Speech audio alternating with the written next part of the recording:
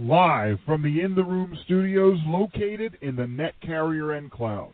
This is the VOC Nation Radio Network.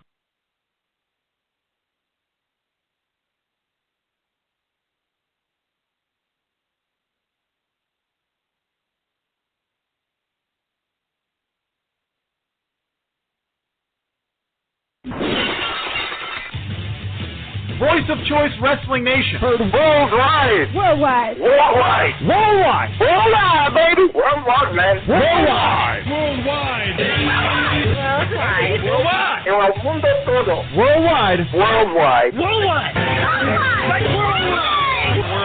Worldwide. Worldwide. Worldwide. Worldwide. On VOCNation.com.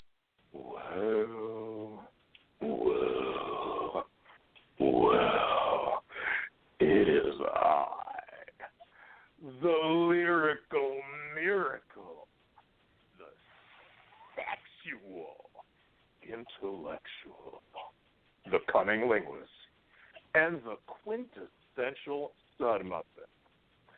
Joel, my schlong is like a baby's arm, like a baby up in your mama's womb.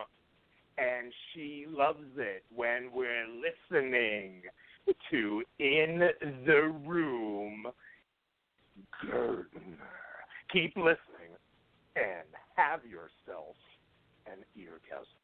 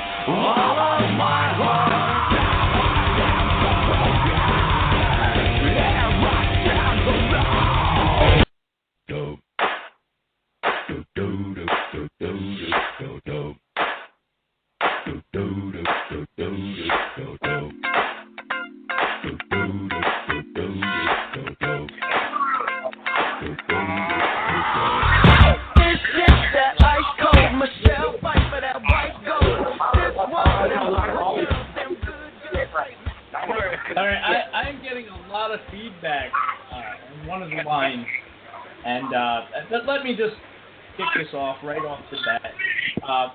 Welcome to In the Room. I suspected this one. Let me move this and see. Yeah, there we go. All right. Now, Stro's actually calling in from Cauliflower Alley Club, so we'll make sure to get you on the line very shortly, Stro. I know time is of the essence, but welcome, everybody. Welcome one, welcome all to In the Room, right here on the VOC Nation Radio Network. That is VOCNation.com, thebradyhicks.com, and what a wild, wacky, tremendous show we have planned for tonight. But before we talk about the guest and everything we're going to talk about tonight, first of all, the lovely Kathie Fitz once again. How you doing, Kathie? Good, Brady. How are you? I'm doing good. I am drinking a little bottle of sangria right here. So I'm drinking hot tea. It's set to get. Oh, well, that's not quite as much fun. But no, because I didn't realize that the Stro, I thought he wasn't calling in, or at least I wasn't sure what was happening. So we invited a very competent co-host. I'm very excited, actually. I haven't had him on the line in forever. It's been years since we've done much of anything together, but the Dean of Credibility, HIAC Talk Radio, Dean Dixon, at Folsom County on Twitter, joining us on the line. And Dean, what is new in your world, buddy?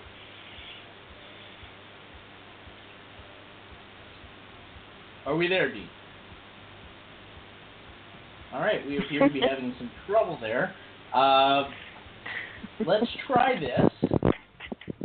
Dean. Okay, well, that could be some of the feedback as well. Try calling back, Dean, if you don't mind. Try calling back. Let's go all the way out to Las Vegas, Nevada. Oh, by the way, Wes Adams, former WWE referee, calling in tonight. I'm very excited, Kathie. He's actually a wrestler as well and a promoter. He's got a lot going on. But nobody has as much going on as our very own Mike Stro. Live from Las Vegas. Can you hear me? Hey guys, how you doing, man? I miss you guys so much. I'm here sitting down getting ready for the Bachwinkel blowout dinner here tonight in Las Vegas. Oh man, that sounds awesome. You always have so much going on, and it sounds like a raucous capacity crowd. Right before it's crazy. So many memories, so many legends and Hall of Famers in here. It's like wrestling history all over again. I just did a seminar with Jake Metal of the EWF and Count Graga Gouts Wrestling talking about gimmicks. That was really cool. So, and hanging out with Pat Patterson today and hanging out with Kim Patera last night with everybody. It's been such a great time. I'm loving it. So give me the consummate highlight so far. Cauliflower Alley Club out in Las Vegas, Nevada. It had to have been catching up with the beautiful, sexy Diana Hart-Smith, right? Oh, I tell you, meeting her it's one. I mean, she's such a beautiful lady, inside and out. And matter of fact, yeah, I got autographed books from her for you guys. She told me to make sure to give it to you guys. So I can't wait to give it to you. And she told me to tell you everybody said hello and everything. And seeing her and all the great legends here, it's just, and people that you know, past and present, it's really, really awesome. Anybody that ever has the opportunity, I definitely recommend checking out Cauliflower Alley Club. Let's try, Dean, I think you're back. Who do we have? No, I'm going to mute you just because we're getting a lot of feedback on the line, but I do appreciate you calling in tonight, and we'll definitely check back with you if you have time later. Dean, can you hear us? Or can we hear you? You think that I'm Dean? Well, I thought you were. Now I'm going to mute you because you're not Dean. And that was one of our callers. So we have an interesting collection of callers, Kathie, as you know. Each one more special than the next. That was Harry from the UK calling in. No doubt because he thought Dean was joining us tonight. Yeah, wow. We have so many callers on the line. This is awesome. I also wanted to say, before we really get into it, Kathie, and we can try and bring the Stro back. Let's see how that sounds. All right, Stro, sorry about that. We were getting a lot of feedback on the line. I did want to apologize to everybody who tuned in last week and wanted to hear our WrestleMania discussion just as we were about to get it going after this and this and this and all these different things coming up. Including our tremendous guest last week, Brian Sosha from WSTW in Philly. Just when we were getting to the meat of it, Kathie. Just when we were getting to the meat of it, Blog Talk Radio decided to cut us off.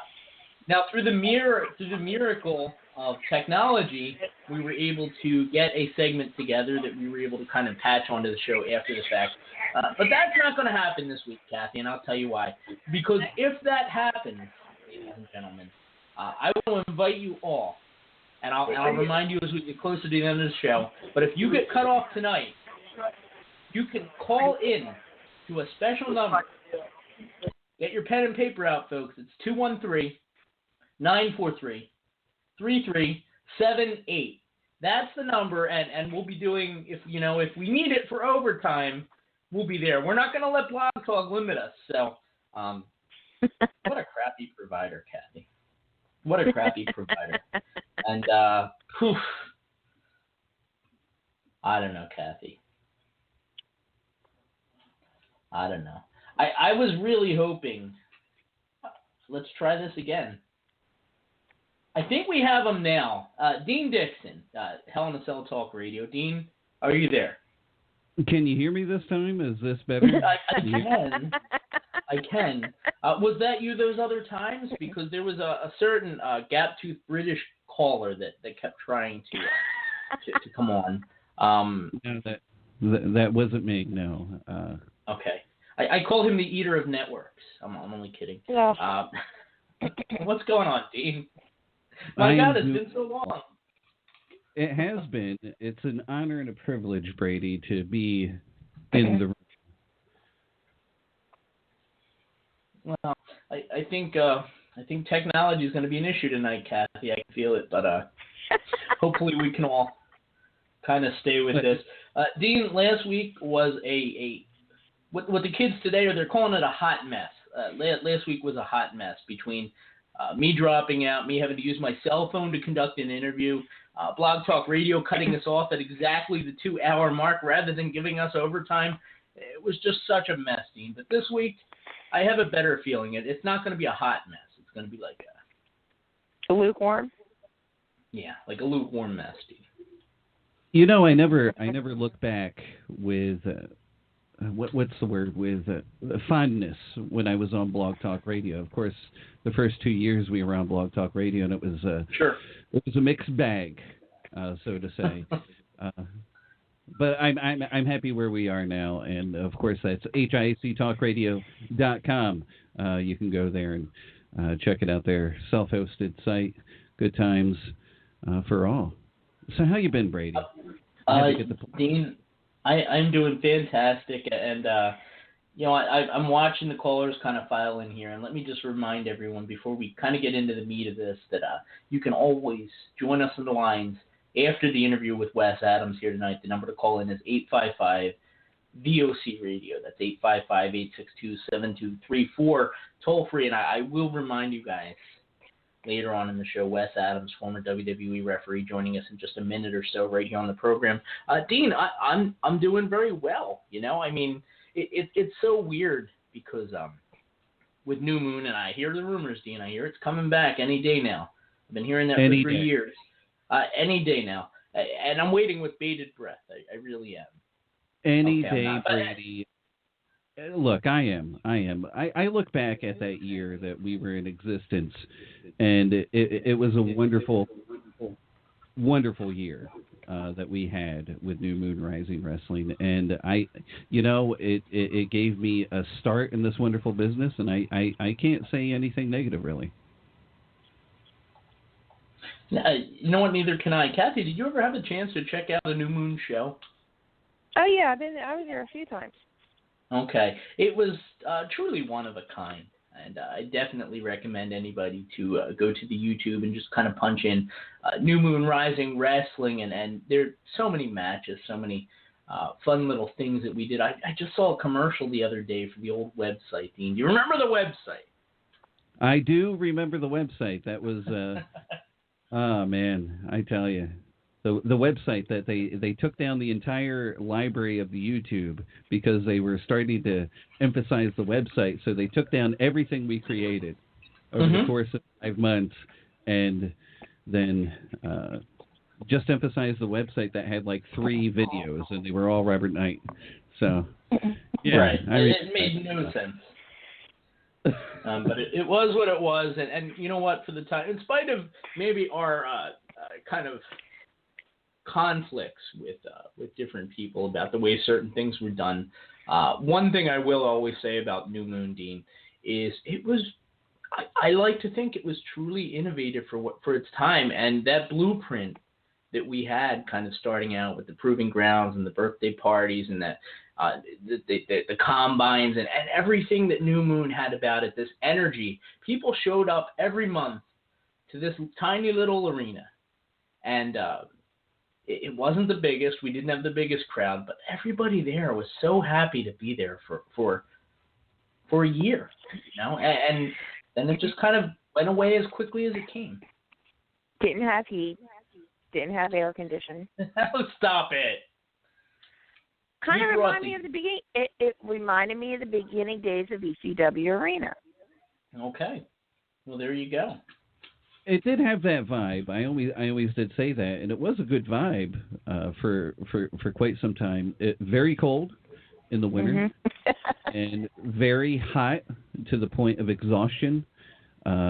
Whoever thought of running a tournament in July in that building should be commended. But I felt so bad because I think Keikoa lost at least 20 pounds during that tournament. But No, I mean, it was a great time. I mean, it might sound like I'm coming off critical or whatever, but I think New Moon, like I said, Jake Bishop, Justin, even Roughneck, they had a lot of faith in me, what I brought to the table, and I can never repay them, because without them, I wouldn't have the footing I have in professional wrestling. So I can't say a bad thing about that year. And I do think, and our guest is on the line, so I don't want to dawdle too much longer, but I do think that there's a reason why anybody that ever talks about their time with New Moon Wrestling, New Moon Rising Wrestling, whether it's as a fan or as a competitor or anybody involved with the staff or anything whatsoever, you cannot find anybody that has a negative thing to say about it. And I think that's a real testament today in the independents. But we will definitely, Dean, get back to that in a little while, and I definitely want to talk some WrestleMania too, because BTR totally crapped the bed last week, and we didn't get all that we wanted to talk about in. But joining us on the line, guys, he is a wrestler, he is a referee, he is a believer promoter. He has been just about everything that you can imagine in the wrestling industry, and for a time, guys, he was signed to WWE as a top referee. Wes Adams joining us on the line. What's going on, Wes? How's it going, ladies and gentlemen? We're so excited to have you here. It's myself, it's Kathie Fitz. Stro maybe will pop back in. We're not sure. Dean Dixon, guest co-hosting from Hell in a Cell Talk Radio. Wes, you know, I remember you. I do.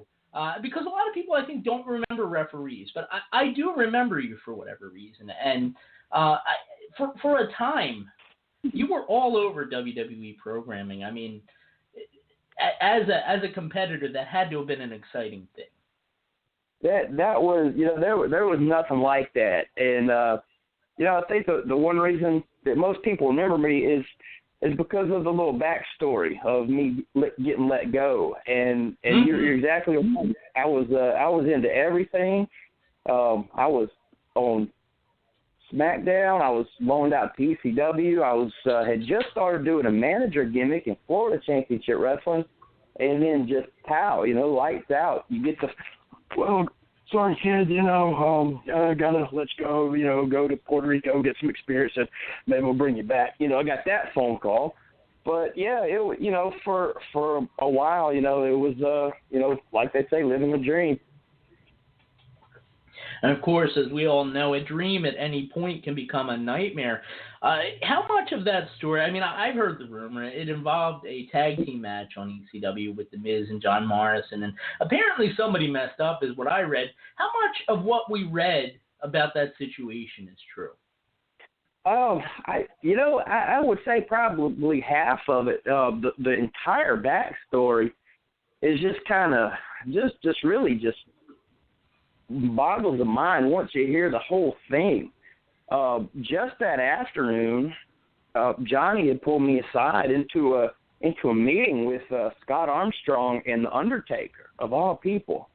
And Johnny says, well, Wes, you've been I've been on the road for a little over almost a year and a half. I had been doing the Florida Championship Wrestling thing. He told me, he said, it's your time. We're going to make you full-time on the road. No more Florida. You're going to be full-time ECW. We're going to move Scott to SmackDown. And, thank you for working hard. And, this is your reward. It's what you work for. It's to get out of that developmental and get to the main roster. Start making the money. And, well, that was probably about just the time doors were opening to the event. It was a SmackDown and ECW taping, and Johnny says, let's go ahead and make the switch tonight, which immediately kind of made me nervous because we had already gone through the production meetings, had our planned matches with, I was supposed to referee on SmackDown, Scott was supposed to referee on ECW, but they switched it right as doors were open. So we were kind of rushing around to go get with the producers of the other matches, get with the talent of the other matches, and then, of course, they taped ECW, or I believe ECW was live that day. So ECW's live. We get into the tag match. Miz and Matt Hardy are on the second rope. twist of fate from the second rope. Morrison legit gets knocked out and doesn't kick out of the pinfall, which Miz was supposed to break up. He was. Okay. I do remember he was supposed to break it up. He forgot. His bell was wrong. He didn't kick out on time. I counted to 3. Wrong people went over. Friday morning, the phone rang. That's pretty much the gist of it. Wow. But correct me if I'm wrong. Aren't referees instructed to follow through and count 3? At that point in time, that was their big hot button. We were to call everything as a shoot. We were to, if they didn't kick out, you counted them. You were supposed to disqualify if they didn't break chokes or anything on 5. So, I mean, it was a real shot. You know, I went and talked to all the talent involved in the tag match. There was no problem. I talked to the other referees. I went looking for Vince to, you know, take my chewing out, but he was nowhere to be found that night. I don't know what the deal was, but he was gone.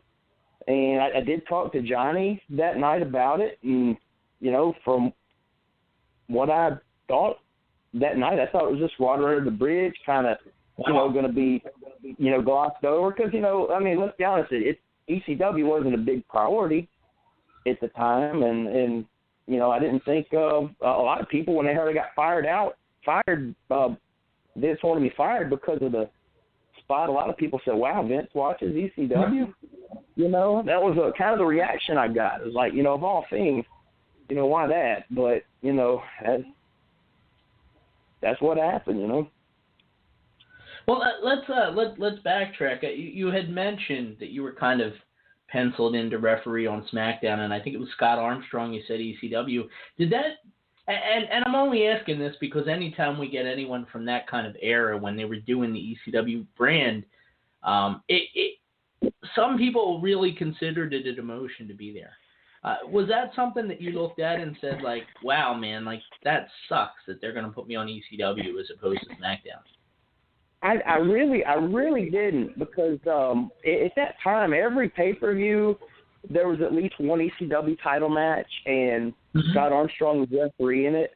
I was going to be slated to be on all the house shows, and I did not look at it as a demotion at all. I looked at it as a really good opportunity.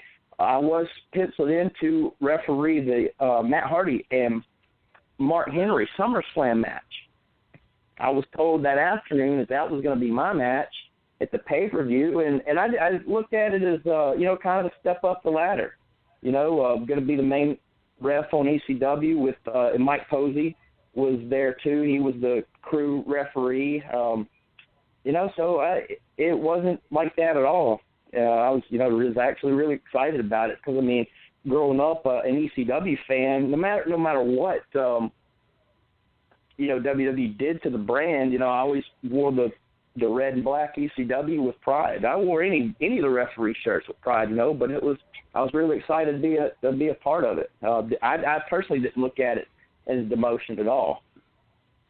Oh, okay. Well, let me ask you this then. I mean, you mentioned kind of starting to do some manager work in FCW and the like that. I know that you have a body of work as a in-ring competitor as well. If you're kind of looking at those three things, the refereeing, the being outside the ring as a manager, and being an in-ring competitor, trying to think of how to say this, what would kind of be your preference, especially at a high level like in WWE, even if it's at FCW? Well, at that point in time, when I was offered the referee job, I was 26 years old, and I kind of looked at it at the mindset of, well, guys like Jimmy Corderas and Mike Chioda and Charles Robinson, they have had 20-year careers as referees. Chioda's been going almost, I think, 25 or 30. Corderas, Jack Doan, these guys are, have long careers, and that's kind of the way I looked at it. I was looking at a long-term career, making money, doing, what I love to do. I got into the wrestling business to, one, make money, to two, learn how to do everything. I didn't want to just wrestle. I wanted to manage, referee, ring announce, book. I wanted to learn everything. So at that point, I was looking at the referee opportunity as, hey, this is what I could do for the next 20 years and make a living in the business.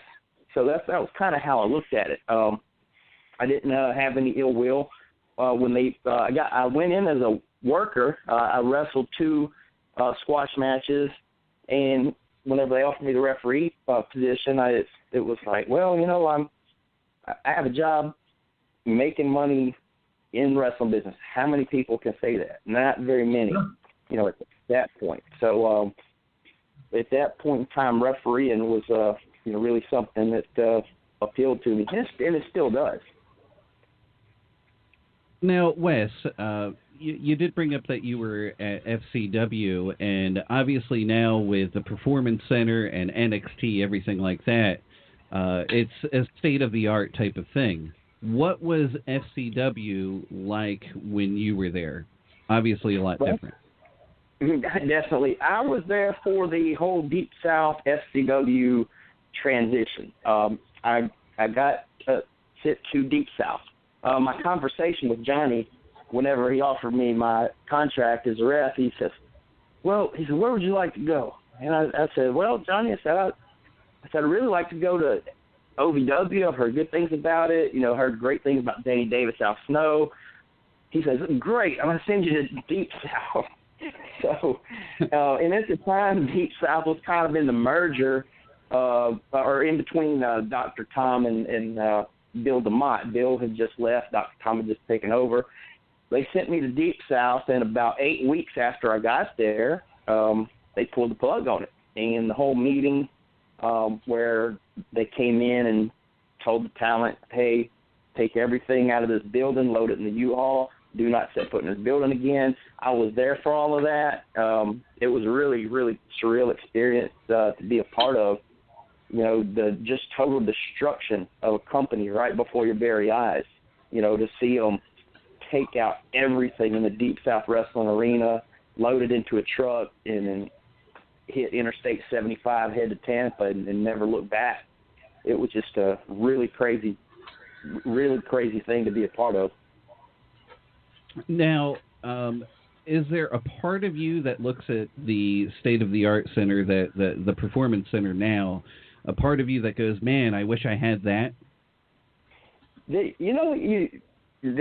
is and there isn't. I mean, the crew that came up through the warehouse in Tampa, we got down to the building in Tampa. It was a grocery warehouse. We had 2 rings in it, no air conditioner.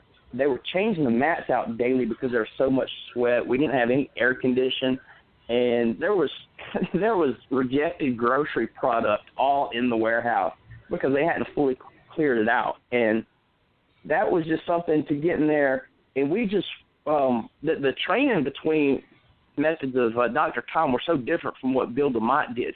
We trained for hours and hours on end, wrestling drills. Anybody that's ever been to a Dr. Tom seminar can tell you his chain wrestling drills and the drills that he puts you through to teach you how to work are just amazing. And we did those for hours and hours on end in that warehouse. And it's kind of an era that we'll never see again, because now you look at the Performance Center, you got 10 rings, you got all these cameras. It's a progression of, not just wrestling, but just the idea of wrestling just being a multi-million-dollar entertainment industry.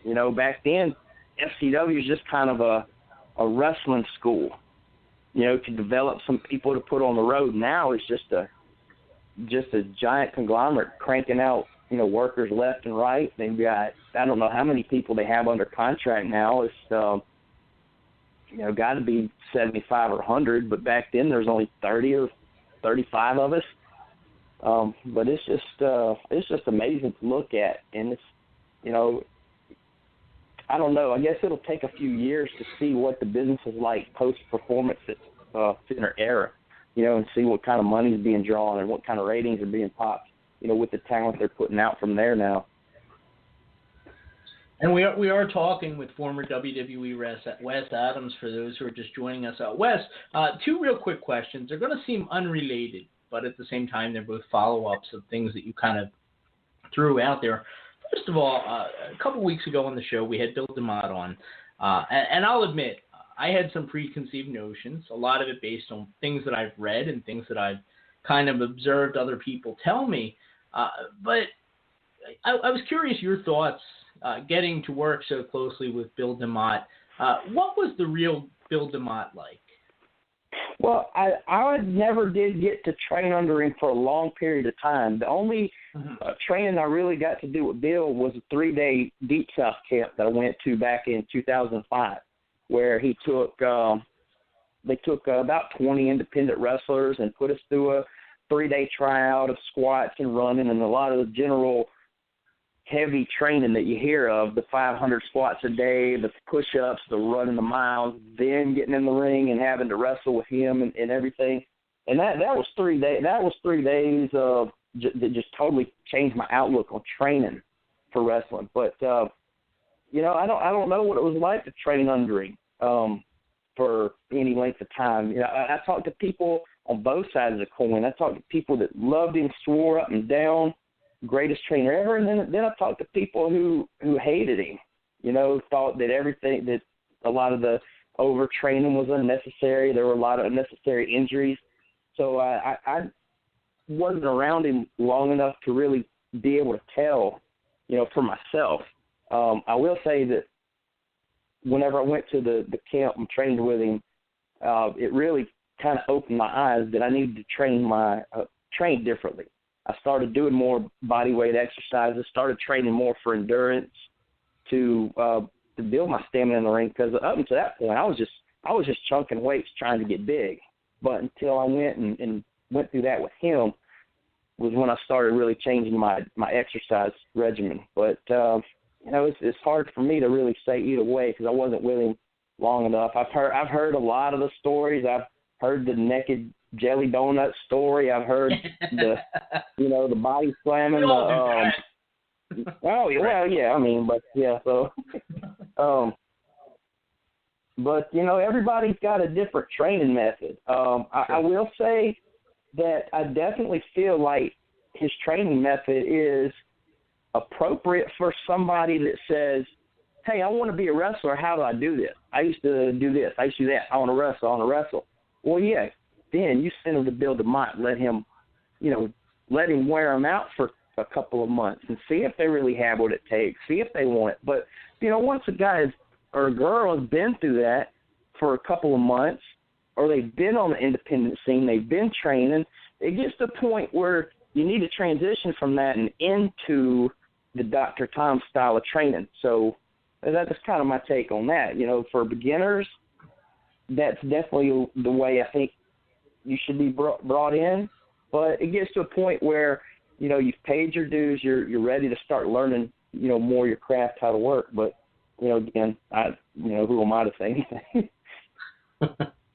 Well, you know what, and this is a question I love to ask people that kind of came through WWE developmental.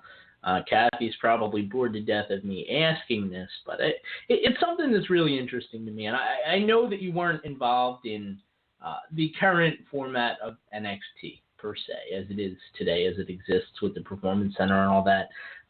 But as an independent guy, I believe you promote independently as well, don't you? Yes, sir. Okay, so as somebody who's involved to a degree in independent wrestling and sees it on a day-to-day basis, do you think that NXT and the way it's set up, is it something that's kind of helping wrestling, or do you think it's something that is hurting the health of wrestling long-term? Independent wrestling. My opinion is, at this point, it's a little too early to tell. With NXT, I think first of all, WWE needs to make the decision: is NXT a developmental brand to train and groom the next crop of WWE superstars, or is it going to be the third standalone brand that's going to be different from everything else? I think that needs to be the first thing that WWE establishes. I don't think anybody that's a wrestling fan can deny the fact that the best wrestling in the world is possibly going on in NXT. And again, I watch some NXT. I don't watch a lot. I did watch TakeOver. I don't have a lot of exposure to Japanese products, but from everything I've heard, the NXT is about the best wrestling going on right now, which is excellent. But it's going to get to a point where you got to look at the bottom line. Is NXT drawing money? Is it going to bring in the money that a national touring brand needs to bring in? Or is it going to be that platform for developmental? Yeah, it'll make some money, but it's going to lose money, but it's going to get talent ready for Raw and SmackDown. I think WWE has to decide which way they're going with that. And then once they answer that question, then we'll really be able to tell the impact of NXT. I'm really growing concerned with WWE. They have so many guys under contract. They have so much great talent, so many great workers that you're not going to have enough work for everybody. You can't push everybody. People are going to get left out. People are going to get demoted. You're going to have guys fall into the mid-card jobber role, and it's really the next couple of years are really going to be interesting, and it's going to go a long way in determining whether WWE is going to help the future of independent wrestling or hurt it. Well, let me ask you this. Let's assume that WWE kind of moves forward with the idea of NXT being more of a touring brand to compete against independent companies, especially at the higher level there. Do you foresee a situation where it's going to be more and more difficult to, quote-unquote, book talent for an independent show? Or do you see it more of like an opportunity for new guys to step up? I do believe it's gonna be more difficult because there's so much independent talent out there right now, good to great independent talent out there right now. It's getting to the point where there's almost too many wrestlers, if that makes sense. Down here in Mississippi, you've got guys training people that have no business being trained. There's so many people out there on the independents where it's like you kind of need to stop. There's enough people in the business right now. Let the people that are in it learn their craft, learn how to work. It's just so many people getting into it now, and there's so many different styles, so many good workers, so many good people with different good gimmicks, but they're just getting to the point where there's almost too many people out there. If that makes any sense, because there's just so many wrestlers out there now. It's getting harder and harder to stand out. No, I understand, and that makes a lot of sense, definitely. Let me ask you this, Wes. If the opportunity came, if WWE came calling for the opportunity for you to come back, would that be something that you'd be open to? That would be a long conversation I would have to have with my soon-to-be wife, Kristen. We've talked about that many times. Because about once a year they do call me and bring me back for extra talent work, and it's something that we talk about. She's the independent wrestler too. She wrestles down here in Mississippi, and that's something we talk about a lot. We kind of anybody that's in the business can't really say, unless they've already made their millions to sit in the bank. There's not a person in the business that wouldn't entertain the idea of going back. It's something that you would have to really, really think about. But, since I've been let go, I've had a lot of personal changes. I've gotten into school teaching. I really enjoy that. I've been building our little independent wrestling company out of Mississippi. And it would really come down to dollars and cents. And at this point in time, I don't really think WWE would offer me at 35 years old, a position as a referee similar to or equal to what I had before they let me go. I definitely don't see myself ever going back as a wrestler. I'm kind of gradually not working as many matches. I'm trying to do more referee work. I love to book. I love to book shows. That would be my two biggest, if I ever had anything to do with WWE again, it would, personally, I would like to either referee or help with creative, because that's definitely a big passion of mine, writing. We were talking about writing and reading a couple weeks ago through Facebook. I teach 6th grade social studies and reading and writing right now, and just writing and creating is just a big passion of mine, and that would be something I'd love to help, not just WWE, but anybody that I could help out in that capacity. But yeah, that would be a long conversation over several adult beverages at Applebee's before we came up with an answer to that.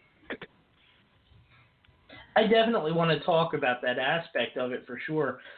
But let me ask you this, Wes, if that's okay, and if you're not comfortable answering this, that's fine. But the way that things kind of went down with WWE, with that story that you told, I'll be honest, I was a little disappointed to hear how much of what I read was actually true.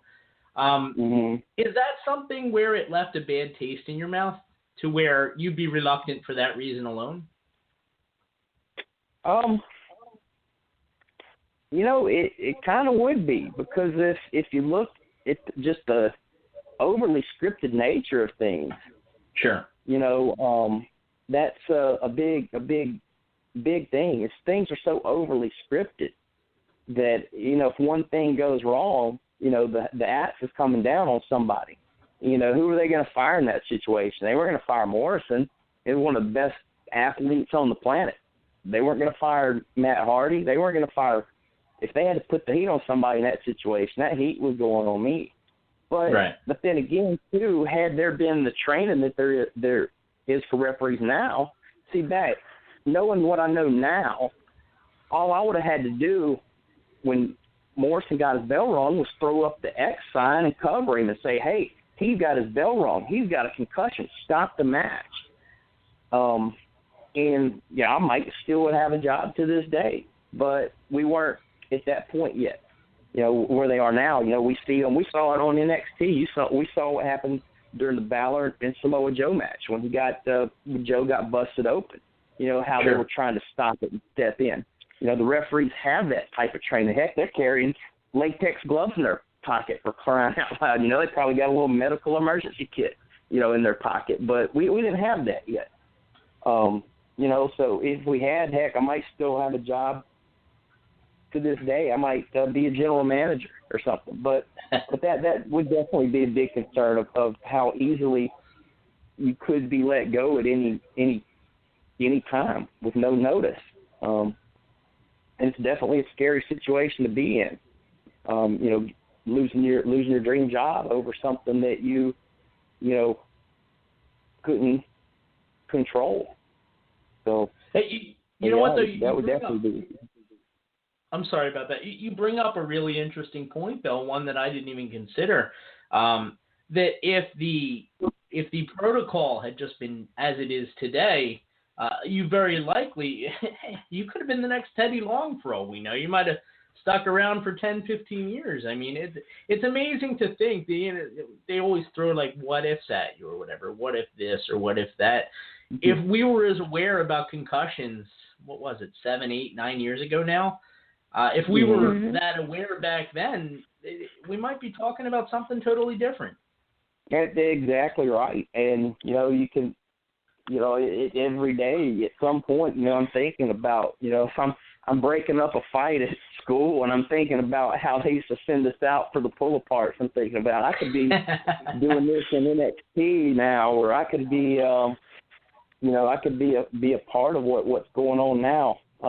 It's, they were just starting to develop those protocols and those guidelines for the referees. It just wasn't there yet, and like I said, I vividly remember, going, because Jimmy Corderos was the one that told me. He said, you need to go find Vince, and just talk to him and let him chew you out or curse you out or whatever he's going to do. Just take it and then forget about it.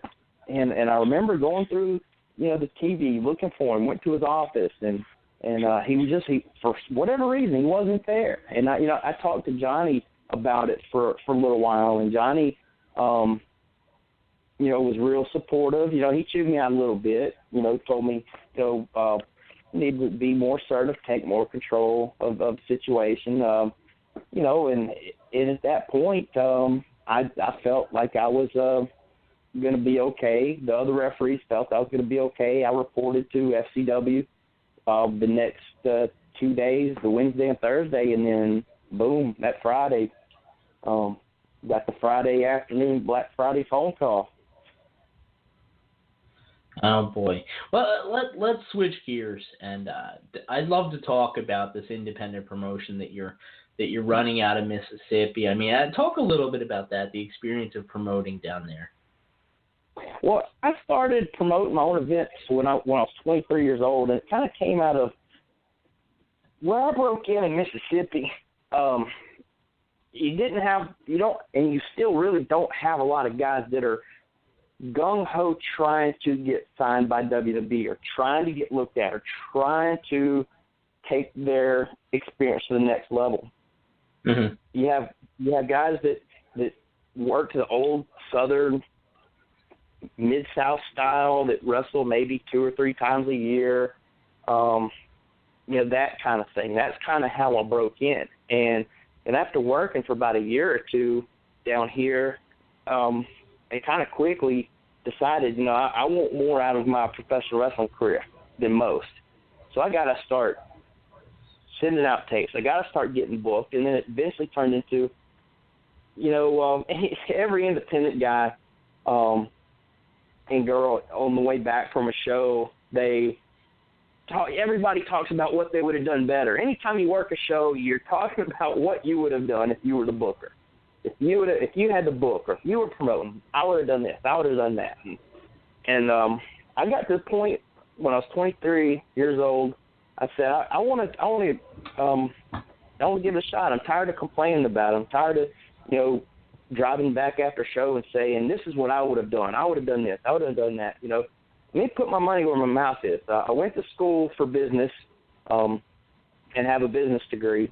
So let me apply some of what I learned in my marketing classes. Let me apply this, to the independent level in Mississippi. And I started promoting some shows here and there before I signed with WWE. I mostly promoted vault shows. I would go to schools or nightclubs and, present different packages and sell my shows. So I did a few, live events where I paid for promotion, gathered sponsorships. But I really, really just took to it.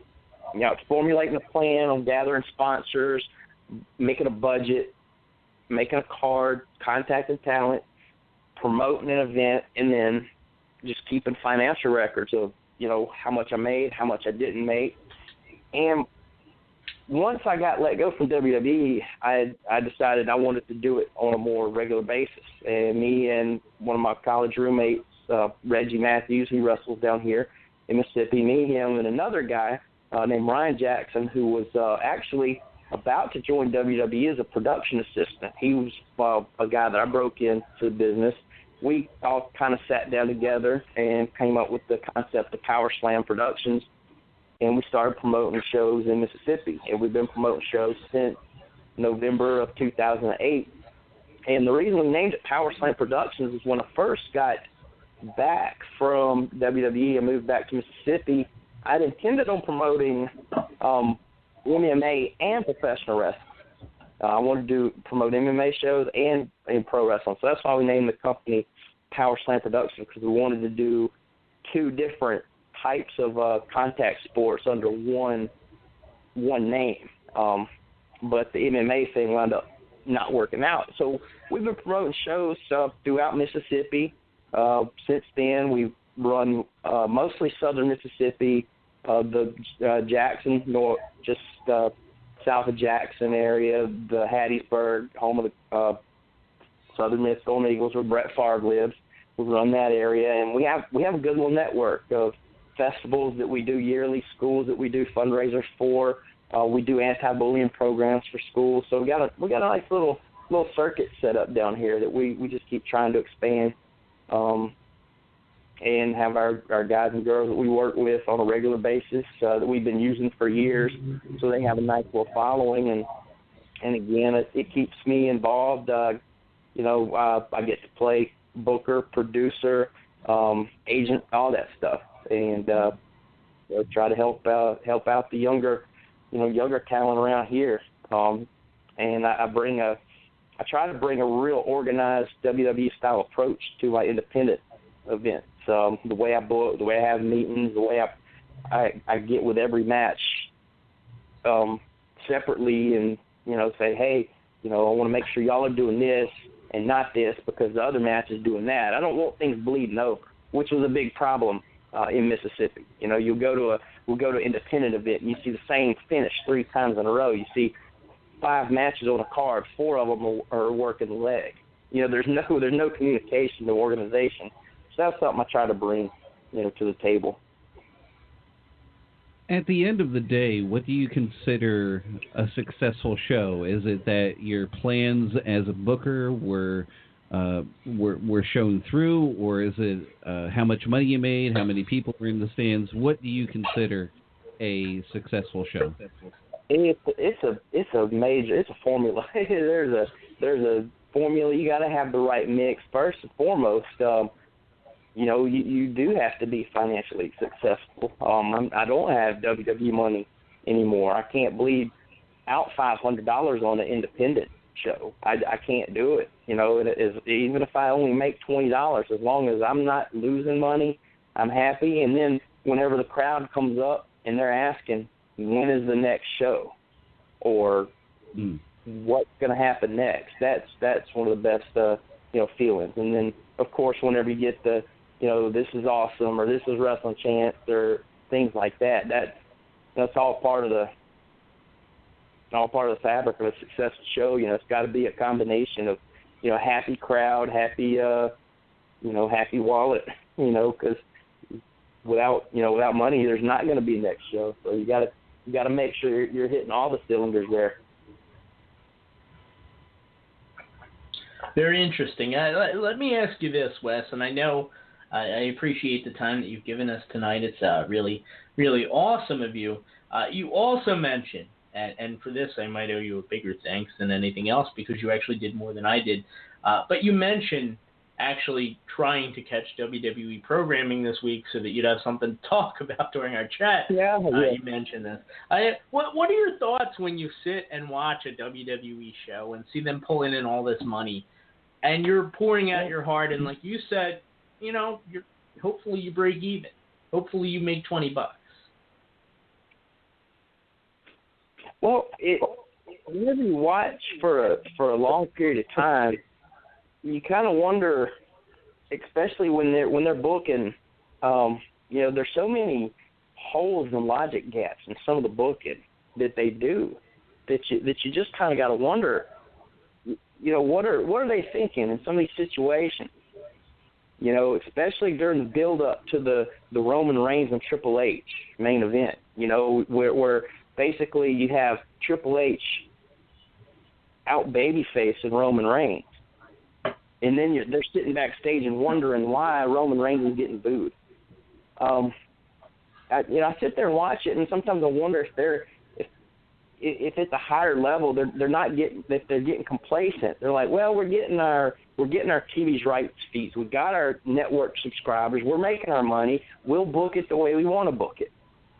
That's sometimes what I wonder, because there's sometimes they'll do some great things, but then sometimes you'll just sit there and you'll scratch your head and you'll say, what are they doing? Why are they doing this? But then at the end of the day, they're a multi-million-dollar company, and it seems like they're going to really start changing gears, debuting the new NXT talent. But is that going to be a long-term thing, or is that just something they're going to tease everybody with, and then pull the plug on it, and then 3 months later we're back into the middle of the Authority storyline, getting 2.7 ratings and wondering what the problem is? That's just one of the things I wonder about. Why there's so many inconsistencies in the storylines. Back in It's hard to say. Back in the 80s and 90s, you didn't really have that. You had a clear-cut winner and loser. You didn't have all this 50-50 booking all the time, right. Which damages a lot of talent. And it's making talent to the point where they're not individually going to draw money. And that's the way I feel about it. You got to make somebody dominant. You got to give people wins. You got to give them, consistent pushes to start and stop nonsense. So, it's just like, well, let's push Ziggler for a little while until he tweets something out we don't like, and then we'll job him for the next 10 weeks straight, and then he doesn't draw money. So, kind of those are just things I just sit and try to wrap my brain around when I'm watching the product nowadays. And then you watch WrestleMania and think, well, even with all these inconsistencies, they still have 100,000 people in the building. They're still making money, and just for real hardcore wrestling fans, it's always going to be just a big confusing question. It's how are they doing what they're doing and making what they're making? No, I got you, and I get that. Let me ask you this, Wes, and I do appreciate the time that you gave us tonight. If people want to kind of keep up with everything that you're doing, talk a little bit about that promotion, where they can find you, where they can follow what you've got going on, all that fancy stuff. You can follow us on Facebook. We have Power Slam Productions is the name of our company. We have a YouTube channel, youtube.com/Power Slam Productions. You can find me on Facebook under Wes Adams. And, really to put our company just in a couple words, it's wrestling. It's the best of the old school with the best of the new school. Growing up down here in the South, we still have a lot of diehard Mid-South fans, so our product's more wrestling based, more good guy, bad guy based. And it's been real successful for us down here, and I hope the trend continues. I hope the storytelling, clear cut heels, clear cut baby faces, comes back. I think sometimes there's a little too much gray area. But yeah, you can follow us on YouTube, Facebook, and you can find me on Facebook at Wes Adams, and that's how you keep up with us. All right, and you can also follow him on Twitter at Wes Adams 1980. Wes, thank you so much tonight. I had a blast. It was. I wasn't sure how long we were going to get out of you, but my God, we're almost an hour now. So I appreciate your time tonight. And it was. Anytime, yeah. You're welcome back anytime. Hey, I'll be glad to. Anytime y'all want to chat, I'll be ready. I love it. All right, so here's what we're going to do, guys. We're going to take our commercial break right now. It's 855-VOC Radio. I see a couple callers in the line. Kathie Dufton hung up. You'll be disappointed to hear that. But hopefully he'll call back. Wes, thank you again. Wes Adams, everybody, ladies and gentlemen. I loved it. Thank you so much, man. Thank you. Right. Thank you. And we'll be right back, guys.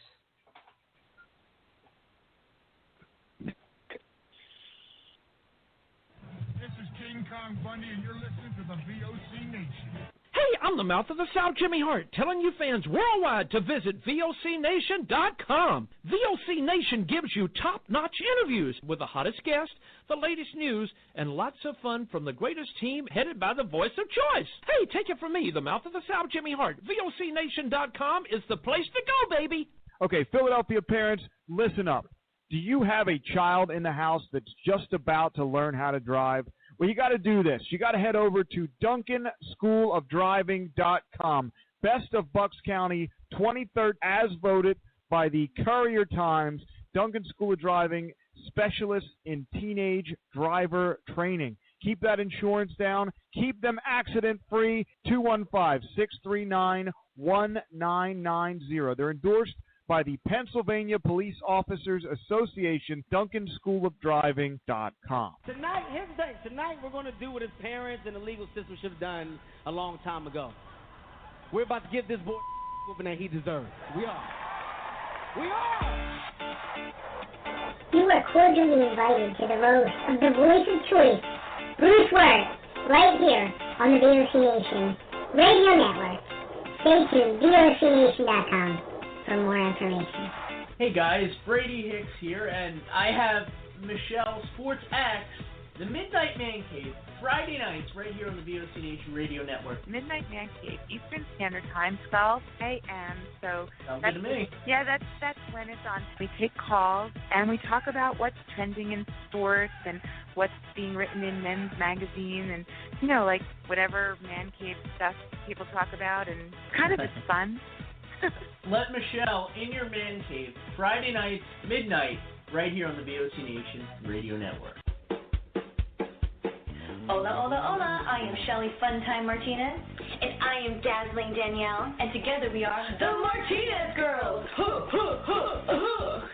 Tune in on VOC Nation. And until then, Danielle, I and you are Audi 5000. Adios, toodles. Are you getting lost in the clouds? Is technology moving too fast for you? Find your way at netcarrier.com. Ride the end cloud and soar above your competition.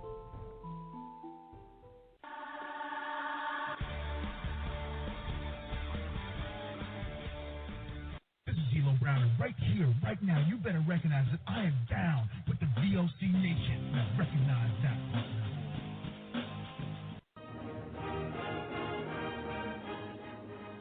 Nevada Style Pub invites you to play the best tavern, keno, and video poker in Vegas. We just gave away over $444,000 in daily free play, with even more to come. It's not only great gaming that Snyder's Pub has, it's the best bar food and beer lists to match our hospitality. Are you ready for some football? Drink Miller and ice-cold craft beer starting at just $2.50.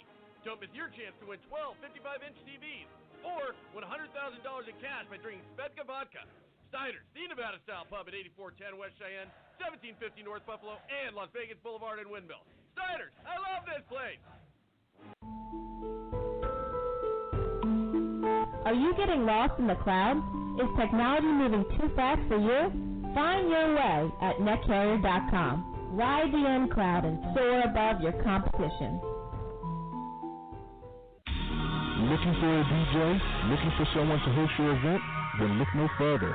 Philadelphia's hottest DJ and host, The Voice of Choice. The Voice of Choice has hosted the hottest events in the tri-state area. Book The Voice of Choice for all your karaoke, conventions, and parties. Go to www.vocnation.com for more information, or email The Voice of Choice at voc@vocnation.com.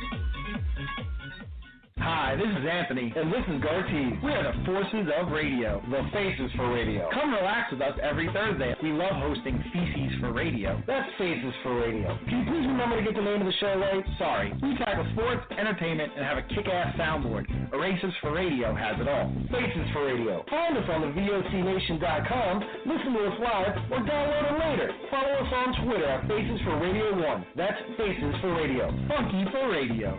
Shut up. Time for the Funhouse with AK. This is supposed to be a comedy show, right? People drinking and acting stupid. I'm not funny, and I just cuss a lot. I'm an alcoholic. Hey guys, AK here, reminding you to check out AK's Funhouse on VOCNation.com.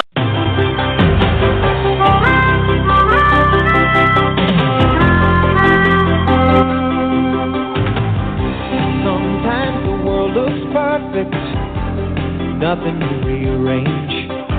Sometimes you just get a feeling like you need some kind of change. No All right. Thank you to Wes Adams. What an incredible interview.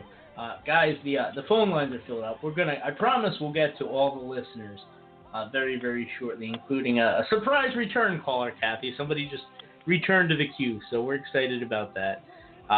Everybody, if you want to join in the queue to call in tonight, it's 855 VOC Radio. That's 855-862-7234. Toll free. Tonight, honestly, this is Derrick's joining us, by the way. So it's Derrick McDonald. It's Dean Dixon from Hell in a Cell Talk Radio. That's HIACTalkradio.com. As well as Kathie Fitz. Stro is out in Las Vegas with the Cauliflower Alley line, and I didn't sign it, but what, Derrick? I am so scatterbrained, and I have such a terrible memory. I open up with that awesome introduction again, forgetting the terrible news that you just told me 30 seconds before, and it really is a terrible thing. Do you want to break the news, Derrick? I mean, you broke it to me, to Kathie, to Dean. I take no. It sucks to have to come on and say this, but apparently we lost Balls Mahoney tonight. Cause of death, from what I had seen at the time I read the news, his cause of death wasn't known. Me personally, I always liked Balls Mahoney. As a kid watching ECW, the whole balls thing he did was always entertaining, and the fact that his name was Balls Mahoney and he was from Nutley, New Jersey, was always hilarious to a 12, 13-year-old kid. But sad news, we lost Axel not too long ago, and now apparently Balls has left us too. So it's always sad when you lose somebody in wrestling, especially when, he wasn't an old guy at all. So it's sad news. Dean, I have to get your thoughts. I know you were a huge ECW fan. Yeah. Balls, I had the opportunity. He did work for On Point Wrestling in July of 2014. He and Matt Tremont, for months, you could even say for years, they had a thing that was going with Extreme Rising. Then when Extreme Rising, whatever happened there, not going to get into that. Whatever happened with Extreme Rising happened, and that match never took place. So we had the opportunity to put it on for On Point Wrestling at Unfinished Violence, and a great memory of mine of Balls was just how gracious he was speaking with Marion, because Marion and I, we went to all the ECW shows for the summer of '97. We went to so many. We followed them pretty much, ECW around. That was during their very hot period too. Right after they got the pay-per-view, we followed them around, and we were at the Bluebell Riot, and she brought that up to him, and he just turned to everybody and he said, she's a real fan because she was there at the Bluebell Riot. We were only in that place one time, and we got kicked out because of the riot. But he was just such a great guy. I was actually doing a thing for Double Stump Video that day as well. That he interrupted. You can get Drew Blood on to talk about that. But just a good time. Any time that I had a chance to speak with him, there were 2 times he was at On Point Wrestling. One time for a run-in and then for the match. But just sad. He was a huge part of ECW. I mean, he had a main event with Rob Van Dam. Don't forget that. Yeah. And then he was part of the ECW WWE version, just everywhere. So sad news for sure. Just because I know how much his son meant to him as well. He had a son with him everywhere, and he always talked about his family, and he always talked about his son and how protective he was of his son too. So it's just a sad day. Well, Kathie, I know you probably knew Balls better than anybody here, I would assume. Before we kind of open it up to the callers, what were your thoughts on? I mean, if this terrible rumor is true. First of all, again, the wrestling world has lost another great one. I mean, he was always a good guy, always would joke around with you. And like Dean just said, he was always so proud of his son. Sure. And I saw him do some crazy stuff that I would, after the shows, I'd say, "Are you nuts?" But that was balls, and all I can say is, rest in peace, big man. You deserve the rest. Yeah, and in a sick kind of twisted way, me being the big ECW fan that I am, I was just talking to my brother today because tomorrow is the 19th anniversary of their first pay-per-view. And balls played a big part in that. So it's all very, very, very, very sad, and it sucks when a part of your childhood dies. It always sucks. Yeah. Was it Balls Mahoney? I think it was, who had the match for a can of beer where he defended the beer. Does anyone remember that? I think it was him. Was it him and Sandman, I'm guessing? It was him versus the Sandman for a can of beer in the corner. All right, let's go to the and you know what, guys, when you listen to sports talk radio, there's always like a limit. There's like 3 or 4 lines that they have, or what. Blog Talk gives us hundreds. I'm not even kidding there. And there are so many callers on the line right now. I'm going in order of people who called in, so my apologies. Please be patient. We'll get to everybody tonight, but I do want to start with. I believe that this is DJ, my former co-host, my friend from college. Derek, things are good again. Good. What's going on, DJ? DJ, you there? All right. Well, that wouldn't be the first time he fell asleep on the line for me. All right. That makes it a little easier. Probably watching the All right. Mets. That's sorry. He probably is. Are they even winning? Last time I checked, they were losing. All right. No, I apologize. I called him a gap-toothed British guy earlier. Harry from the UK. Dean, you know him better than Harry from the UK. He's that would be our little Harry's grown up, huh? Yes, the great. Please allow Mr. Dixon to give the proper introduction, Hicks, because you don't seem to ever be able to show any respect to anyone around here. Oh. Yes, from across the pond, it's the great Harry Barnett. That's how you have to do it. You have to enunciate the great part of it. The great Harry Barnett. What's so great about him? You know, say I don't know, please. He's a jam up guy. You know. There you go. I got you. What's going on, Harry? Harry, hello. I don't know what to say because this is probably the first time that I've actually been on this show where, I've actually felt welcomed, thanks to Dean here. And I mean, that's wrong of me to say because Derek always makes me feel like I'm welcome. That's right. But that's right. Let's take this down memory lane because the last time I was here with Dean Brady, I was being given a Who Slammy Award for Scumbag of the Year. Do you remember that? Oh wow! What was that, like 4 or 5 years ago, Harry? Yeah, that's like December of 2012. Wow! And he still remembers it. How about that? I know. I mean, I think that was the first time that you ever put me anywhere near that disgusting American Roughneck as well, Brady. I think I have you to thank for that experience, Brady.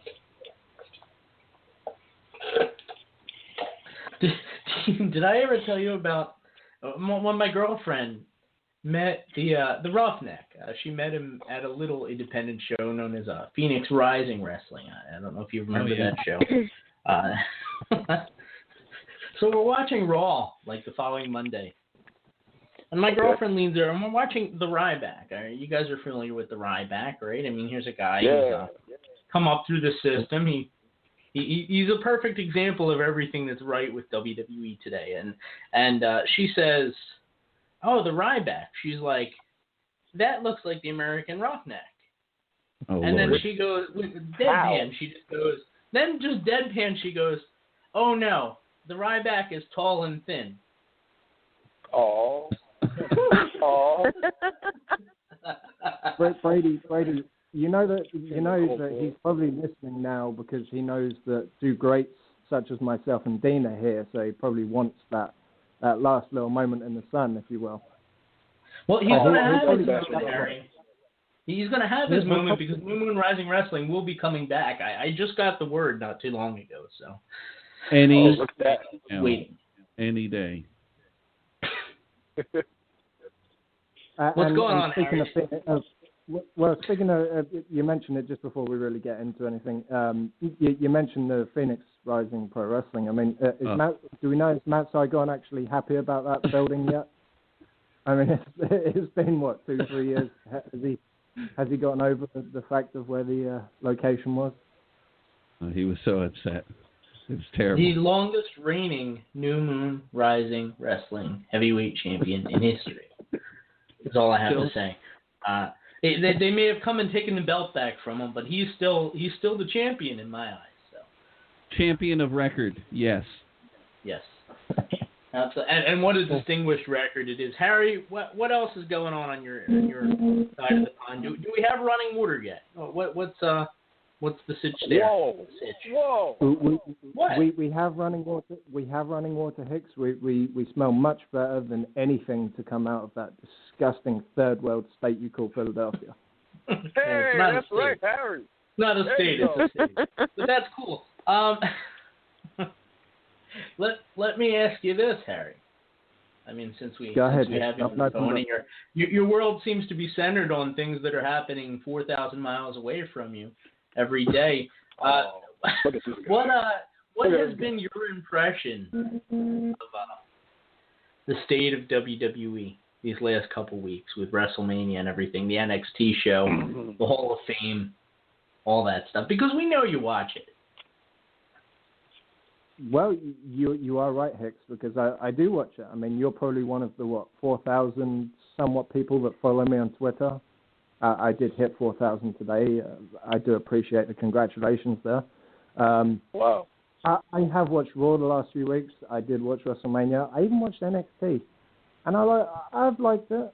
You know, you can't like everything, but considering I've been staying up till 4 or 5 in the morning to watch these things, you know, I liked what I saw.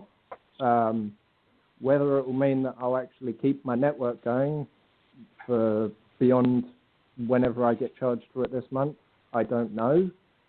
But hey, I liked it. I like WrestleMania. I got sad on the day of because that sort of questioned my my not being there. You know, going from being there 1 year to having to watch it on TV the next was very disheartening for me. But you know, life goes on.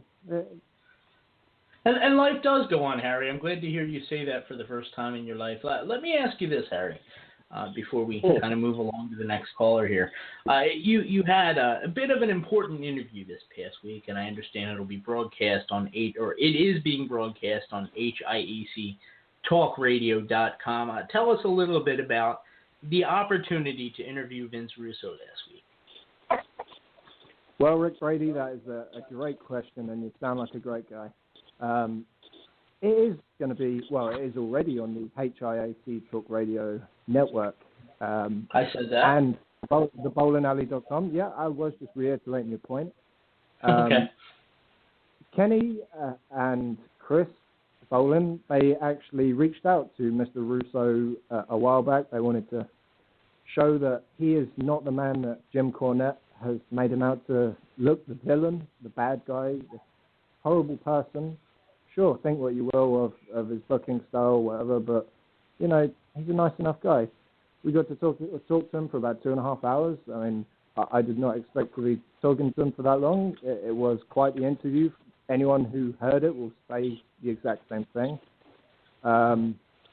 You could literally go onto a dirt sheet, go onto YouTube, go onto HIAC Talk Radio, go onto thebowlingalley.com, you'll find it. There's not a lot of places on the internet today that you won't find it. All right, so everybody go check that out. Harry, We got to move on. We got like 100 callers here, so just kind of wrap it up for me. Give me like a, you know how when we talk on Messenger and you start writing me these long things, and I just say like, Harry, just summarize for me. Just summarize. I don't want to talk to you all day. Summarize things for me, Harry. Where are we at as I let you go? Well, Hicks, that's a great question. I've never been short for words. I can't seem to keep them short. But I do have one question. You want me to summarize this up? I'm going to leave you with one question. You want to know what that one question is, Hicks? I feel like you should have said it about 15 seconds ago. That one question I have is for the Dean of Credibility. Oh, okay. Dean, I want to know, because Hicks has me on here. Every time that Hicks wants a ratings pop, he has me on here. I want to know when you're going to have me back on HIAC Talk Radio. It's been a while. You were just on there for while. We had the show on Sunday. I mean the main show, Dean. I mean the main show. Oh, the main show. The main show has changed so drastically, Harry. I can't even. You know, Harry. You know what? For the 4-year anniversary coming up very soon, not next week, probably the week after. I'll have you on. I want to get back, and I'll have you on as well. Maybe I'll even get Derrick and Brady and everybody else on there. Why not?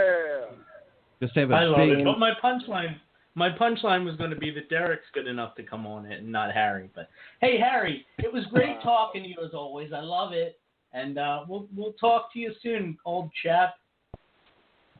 Rick, it's been fun as always. Good day. All right, cool. So we are there. Hey, that was a pretty pleasant exchange there. All right, Kathie. I swear to God, I'm going right down the list, Kathie. Dustin, what's going on, Dustin? Where in the world are we? Hold on.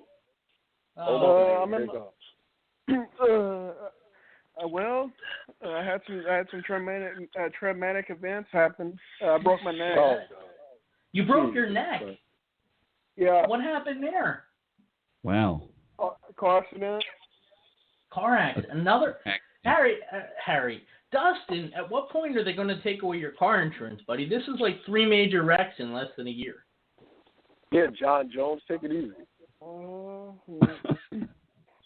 reason why I'm not hurt right now is because I took a lot of painkillers. I've already had my surgery. This happened Sunday night. Wow, they got you in quick. Sorry. I'm not laughing. Yes, you are.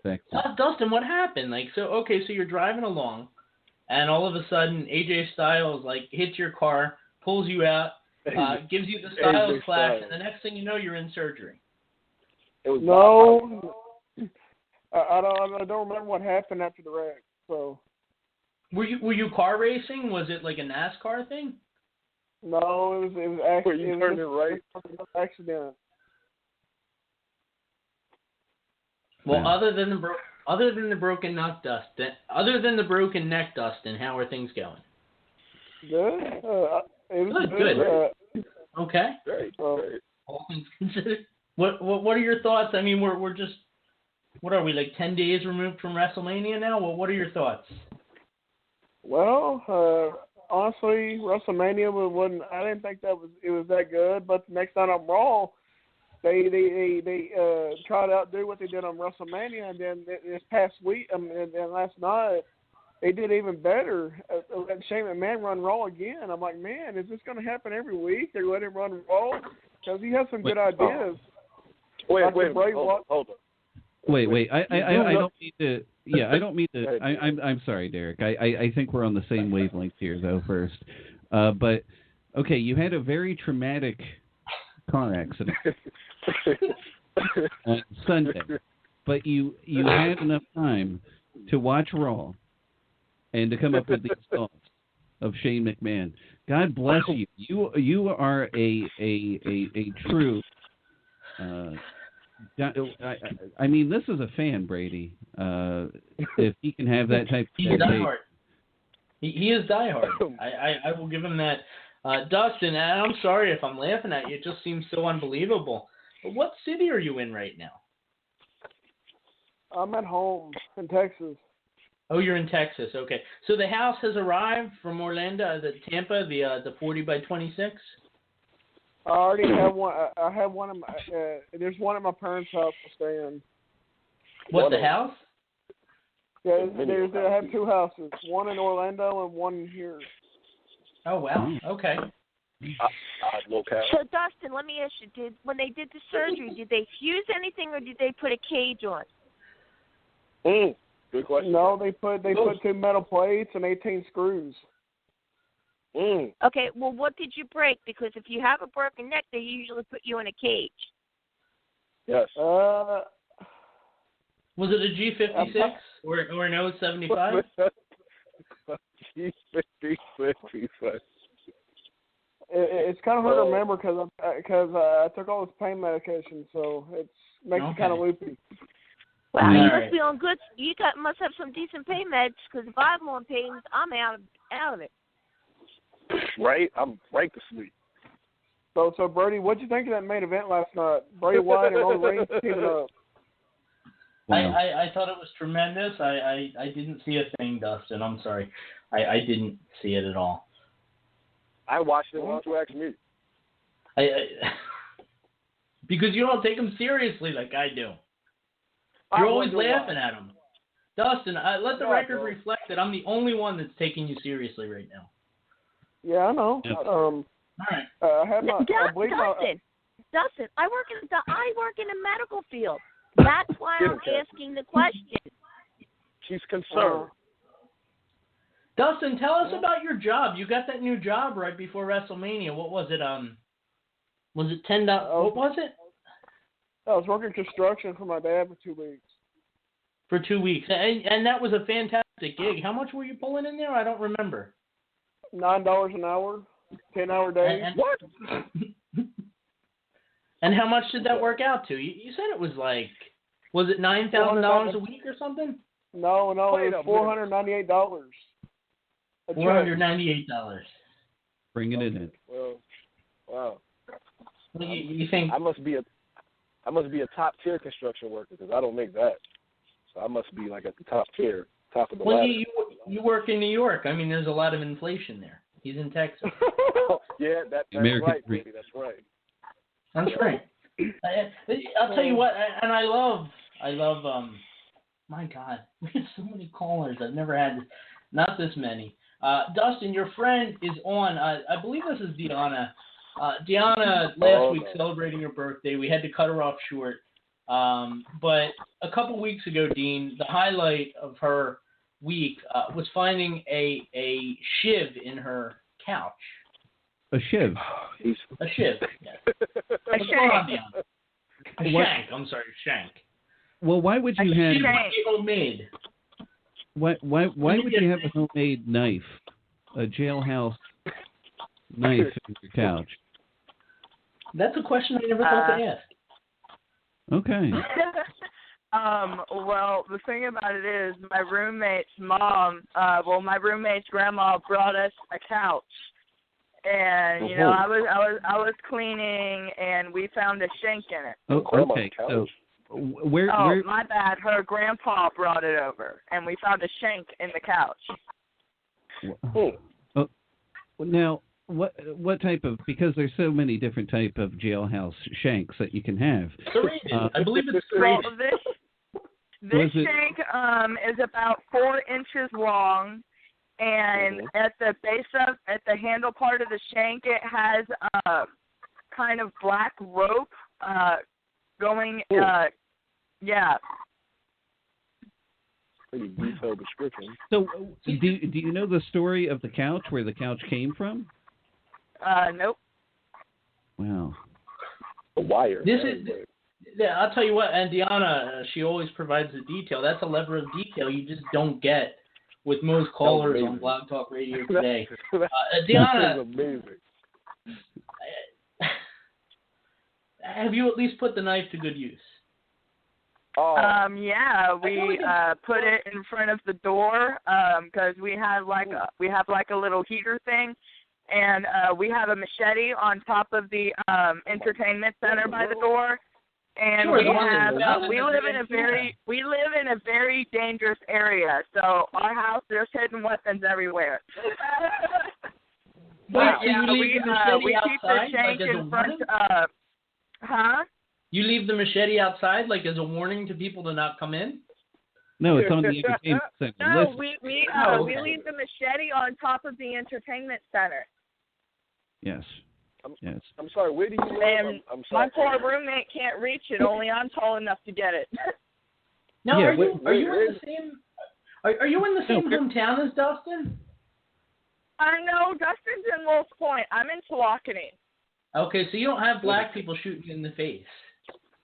This is Texas. That hasn't been an issue like it has for Dustin. Pretty much for like there's a ton of meth heads where I live and a bunch of tweakers. So yeah, I'd rather not get invaded. I understand. So we have a mobile home park right behind us where a bunch of tweakers live. So yeah. That explains it. It's all coming together. It's all coming together now. Dude, when I was on the phone with Dustin not that long ago, a dude literally ran into drove his truck into the side of my apartment. What? Yeah.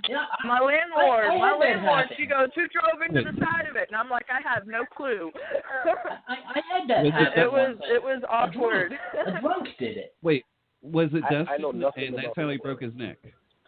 That could be. Oh no, that wasn't Dustin.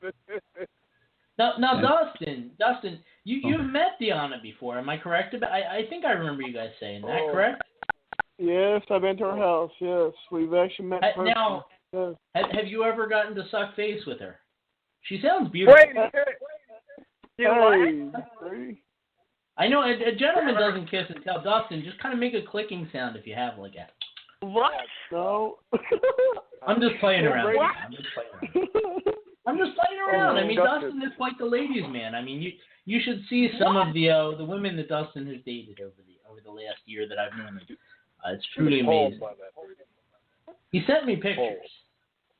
Okay, well, I'm quite a looker. I know that, but me and Dustin, we're just friends, man. Okay. I got you. So he doesn't bring the shank. He doesn't bring the shank over for a visit, is what you're telling me. Dustin, they're like the deported shank. They're roasting us, man.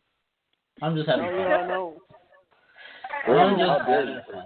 I'm just having. Imagine on a Kathie. See, I need Kathie to keep me on pace here. Kathie's the only one that always wants to redirect it back to wrestling. Otherwise, I end up talking 4-inch shanks. Oh no! I had a seminar today at my office about shooting, so that was fun. Whoa! About shootings? Yeah. What to do in the workplace if somebody comes in called run, hide, and fight. I would be running. Running. Which one are you? Yeah. Me too. Man, I wouldn't hide. If I'm going to get shot, I'm going to go down fighting. I'll tell you what, and I remember when Dustin got shot in the face by the black man with the tattoo, and it was a terrible thing. All right, leave out the last part, Brady. Well, Brady, he just got shot in the face by a black man. No tattoo. Yes, Brady. But here's the thing, Dustin. Like, I would never get shot in the face. You want to know why? Because I would turn around and run. Then you get shot in the back. I get shot in the back. Brady, it's the chest. It was the chest. I thought it was the face. Are you sure? Kathie, Dude, like if it was his face, I would have seen the huge ass scar that it left, and there's no scars on his face. All right. I got you. So you know where the scars are. I'm not going to question that, Deanna. You know his body better than me. I've never seen him shirtless, man. I just know there's not a scar on his face. I apologize, guys. I'm going to let you go. We got a bunch of callers we still got to get to, but thanks for calling as always. You guys are a blast. You really are. Dustin, I love you. I truly love you. Bud. Love you, bud. All right. She said she had a Before you bring on somebody else, I have it. Yeah. I'm sorry. going. But okay. Brady, let's bring on someone else. Kathie, was there a video presentation as part of this? Like, yes. For the, no, it is. Oh, I saw the video. I saw that video. Yeah, it's an interesting thing, and it actually gives you some good ideas. Yeah, and you got it. There's a new one out. It was done by actors with about Columbine. Oh, really? And it is FBI, and two of the guys that were students at the time, audio recorded the gunshots. Oh wow! And when they play the video, you actually hear it's the real gunshots from Columbine in it. Oh my goodness! Gracious. That one was really freaky. Wow, I know nothing of this world. And now I'm getting all text about balls dying too. Yeah, it's a terrible thing. It really is.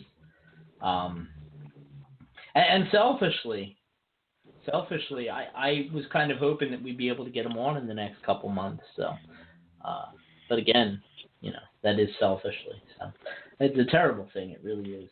All right, let's move on here. We're finally starting to see the light of day here. We're going to try this again. DJ, my former co-host, my amigo. We're good again, Derek. We really are, I swear. What's going on, DJ? DJ. Hicks, are you there? Who is this? Who is this? Hicks, are you there?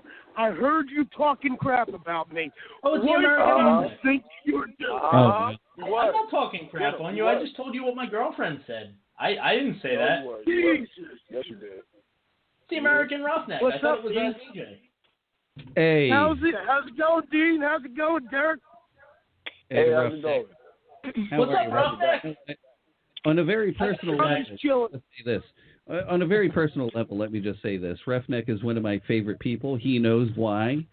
I'll tell you what, he made a very bad day a very good day within his line of work, and I'm very happy to know this individual. So that's all I'm going to say about that. Wow. Stop. It ain't all that, It's just like hanging out. We had lunch, Yeah, we had lunch. We had some bologna sandwiches. It was a good time. Bologna, milk, cookie. It's a good day. Bologna and apple juice. Why not? Anyway. It's a good day. Yeah, I was listening. I was really sad to hear about balls. I had the opportunity to meet him, and the stupidity to stand between him and somebody else. Yeah. I recall that. Yes, there was a incident, you could say, in the parking lot, and thank goodness we had Roughneck there, because who knows how that would have escalated without expertise. He wasn't reckless, was he? No. The other guy. Okay. I'm just making sure. No, Reckless was there. But it was a fan that had way too much to say that day about topics he probably knew nothing about, and I guess it triggered something, and it could have gotten ugly. It really could have. Well, Roughneck, I got to tell you, I haven't had the pleasure in seeing you in quite a while, and it sounds so awesome to hear your voice. I play around on the air or whatever, but I mean, I really do truly miss you. What have you been up to since New Moon Rising Wrestling has kind of gone on hiatus? I had the opportunity. On Point Wrestling was gracious enough to bring me in. I didn't really get a chance to work, but I got a couple spots. It was nice. It was great of them. My DJ business that I own is actually taking off, which fills up most of my weekends. So I have not been able to return. Well, it sounds like you're keeping busy, that's for sure. Yeah, I got the two kids. My life has turned into DJing and kids sporting events. It's taking complete turn. And I've been following along from home. I mean, you definitely you're. It's tremendous how much weight you've taken off. It's really a cool thing to see the progression there of the American Roughneck. Yeah, it's a whole new world for me. I'm actually I'm just kicking back, enjoying life with the kids. I really don't know. I sold my motorcycle. I know I hate to ruin the illusion, but oh boy, yeah, those days are gone. Wow, how about that? So when New Moon comes out, and I say when, not if, as Dean knows, any day now we're waiting. Any day. Word on New Moon, any moment. Are we ready, Roughneck? Are we ready to mobilize and come back? Oh, I'm 100% ready. I mean, I was talking to the missus the other day and explaining how much I miss New Moon, how much I miss just wrestling in general. I miss working. I miss the people. I miss the crowd. And that's no joke. The only reason I really stayed in it was because of the crowd. And I miss the people. And the people were truly. It was a very unique thing for New Moon. The way people came every month, and it was like a family atmosphere. Like Kathie was saying earlier, it was kind of like the early days of ECW, the way people used to gather. Kathie, I mean, I don't think I ever called you this, Roughneck, but a lot of the guys, they had a nickname for you. It was Buckets. People would call you Buckets backstage. Where did that come from? That is actually when I first got hired in the profession that I'm in now. My regular job. Okay. You mean wrestling? No, I'm only kidding. At work, a gentleman that when I first got hired said, "Look at this little dude. He's walking like he's carrying 2 buckets." And that's how I got the name. I love it. Dean, did you know that story? I didn't know that. I'm well aware of that story, yes. Okay. So it was just me. So, but it's great hearing you guys' voice again. You too. I miss hanging around with you. And hopefully when New Moon comes back, we'll all be family again. We really should have a little reunion, just in case it doesn't. I'm not saying it's not going to, Dean. I know it's any moment now, but we should have a little reunion. And we should have a little reunion. Do we have to wait for that crimpet-eating bastard to come back? No. No. And we never speak of him again. The eater of networks, as I call him. You know what, Brady? I heard there's this great place in Vineland we could have a reunion show. Is it a place where gentlemen can go to be themselves? Yes, gentlemen's club, you could say. Okay. And you know what? I heard a weekend opened up, and it happens to be Labor Day weekend. Do not down that place. Do not down that place. That is the place I got to step in the ring with the reckless one. Yeah, you did. Yeah, you did. You did.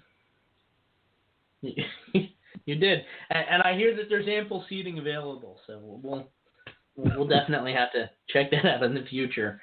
Roughneck, pleasure as always. That's just wrong. That's beyond wrong. No, but what I'm doing is I'm challenging. That's putting on pressure to do better. I feel like next time we can quadruple the size of that crowd. Oh, look, dude, I'm upset. I'm upset that I had to follow the guy with the broken neck and the lady with the friggin' machete on top of the TV. Yeah, there's no way you're matching that. What is that? A house of trolls? She's the only one that can reach the machete. Little known fact, Dean, you weren't around for this. Derrick, Kathie, you guys know all too well. Dustin is actually in the history books. Unofficially, he actually captured the WWE heavyweight title last year from Seth Rollins in a dark match. He held the title for about 6 weeks and lost it back to Seth Rollins. They never acknowledged it on TV, so he's like Antonio Inoki in a way. Holy crap. You got double wide living, machete carrying, house drive-throughs on your show now. What the hell is going on? Well, I don't know where Derek finds these guys, right, Derek? You find. Holy shit! We still got one more. We still got one more. Oh no. Oh, you know, Kathie, it wouldn't be a show unless. Who is this going to be? From Trenton, New Jersey. Oh boy. Oh Jesus. Come on, Rat Boy. Hey! I'm very sick right now because I think I ate that whole big box of cocoa booties. It's not so I got sick. It's booty O's. I thought it was cocoa booties. Are you sure? Here's the thing. I figured this out. Okay, you've got a booty O. What do you know what a booty O is? Oh, bro, I have to explain this to you again, Brady. I feel like a booty O is like a turd. Look, what else can a booty O be? It's not that difficult. All right, I'm going to break it down to you one last time, Brady, okay? If you are lame, if you are a loser, you are booty, okay? So, if you don't want to be booty, you have to eat booty O's. Cocoa booty O's! So it's like, you get it? It's like eating a Snickers when you're angry. When you're not yourself, you eat a Snickers. I was gonna say it's like when you need like penicillin, and you take a little bit of the virus in order to cure the virus. It's kind of like that. What? No, what? Jeez, Brady, what are you talking about? Listen, Brady, I'm pretty. Brady, are you taking some of Dustin's pain meds? I hate to it's funny break you the say news. that. I did fracture my neck in 3 different places yesterday, but I'm here. Eric, are you still? Am I still on this thing? Yes, you're still there. Yeah, you're still here. Oh my God, where's my life gone? That we're talking about. You got to break it down Barney style for Brady. It's like this every week. I tell him every week. And he forgets it every week. Oh my God. Hey, Rat Boy, sing I Love You, You Love Me. This will just come full circle. Don't do that. Don't do that. Here's my thing. I get that the fans are tickled pink with New Day. That's cool. Here we go. Here comes different. It's fun. In my opinion, it's not different or fun. They've been doing the same thing for the last 8 months. I am much more excited to see, for example, the Social Outcasts come out. Yeah. Yeah, they run in a circle. They run in a circle, and that's it. That's very entertaining. Well, the Axe Man, I mean, Axe always beats paper, rock, scissors, so that's all you need to know. Is that his tagline? I didn't even know that. That lets you know how entertaining they are. I didn't even know that. Well, that's on SmackDown. So. Oh. If it happened on SmackDown, it didn't really happen. I got to start to clear things up here because it's turning into an 80s chat line. Roughneck, thank you for calling in. Pleasure to talk. Yeah, I'm sorry I thought you were DJ. Take care. Hey, Dean, Derek, you have a nice night. Brady, you have something. I don't know. I love you, Roughneck. My favorite guy. All right, you guys have a nice night. Bye-bye. You too, Roughneck. All right, so that was Roughneck. Ratboy, in 5 words or less, describe your experiences in the last week. What? All right, the last week. All right, you're done. Go ahead. All right, you ready? No way, because they moved out, and I'm here all by myself now. Yeah, and Ratboy, by the way, Ratboy needs a roommate if anybody's looking to move to Trenton, so... yeah, that sounds very enticing. No, wait a minute. Move to Trenton. I gotta pick up a point though. What point? Pick it up. Derek, was I right about the big box of cereal at WrestleMania? God damn it, you were. Yes, you were. I can't believe it, but you were. All right, Ratboy. You said it was stupid they come out with a box of cereal like that, but I was right. Well, Rapboy, You were right. we couldn't really get you on last week, so before we let you go, I just want to ask real quick your thoughts on WrestleMania this year. They had the NXT show. They had the Hall of Fame with Sting, WrestleMania, and the night after Raw. Quite a night, quite a weekend, I should say, of action. What was your highlight from those couple days? And then I'm going to hang up on you because we're almost out of time. I didn't see the Hall of Fame because I was busy at the bar partying. Okay. You didn't miss much. I saw WrestleMania, but forget the last match because I knew who was going to win. Okay. And how did you know who was going to win? I'm kidding. Huh? I'm kidding. Never mind. It was a dumb joke. Because I knew who was going to win, and plus on Monday Night Raw, I knew McMahon was going to give it the chain anyway, as the chain got hurt. Who's Chain? So you knew that Chain would end up running Raw.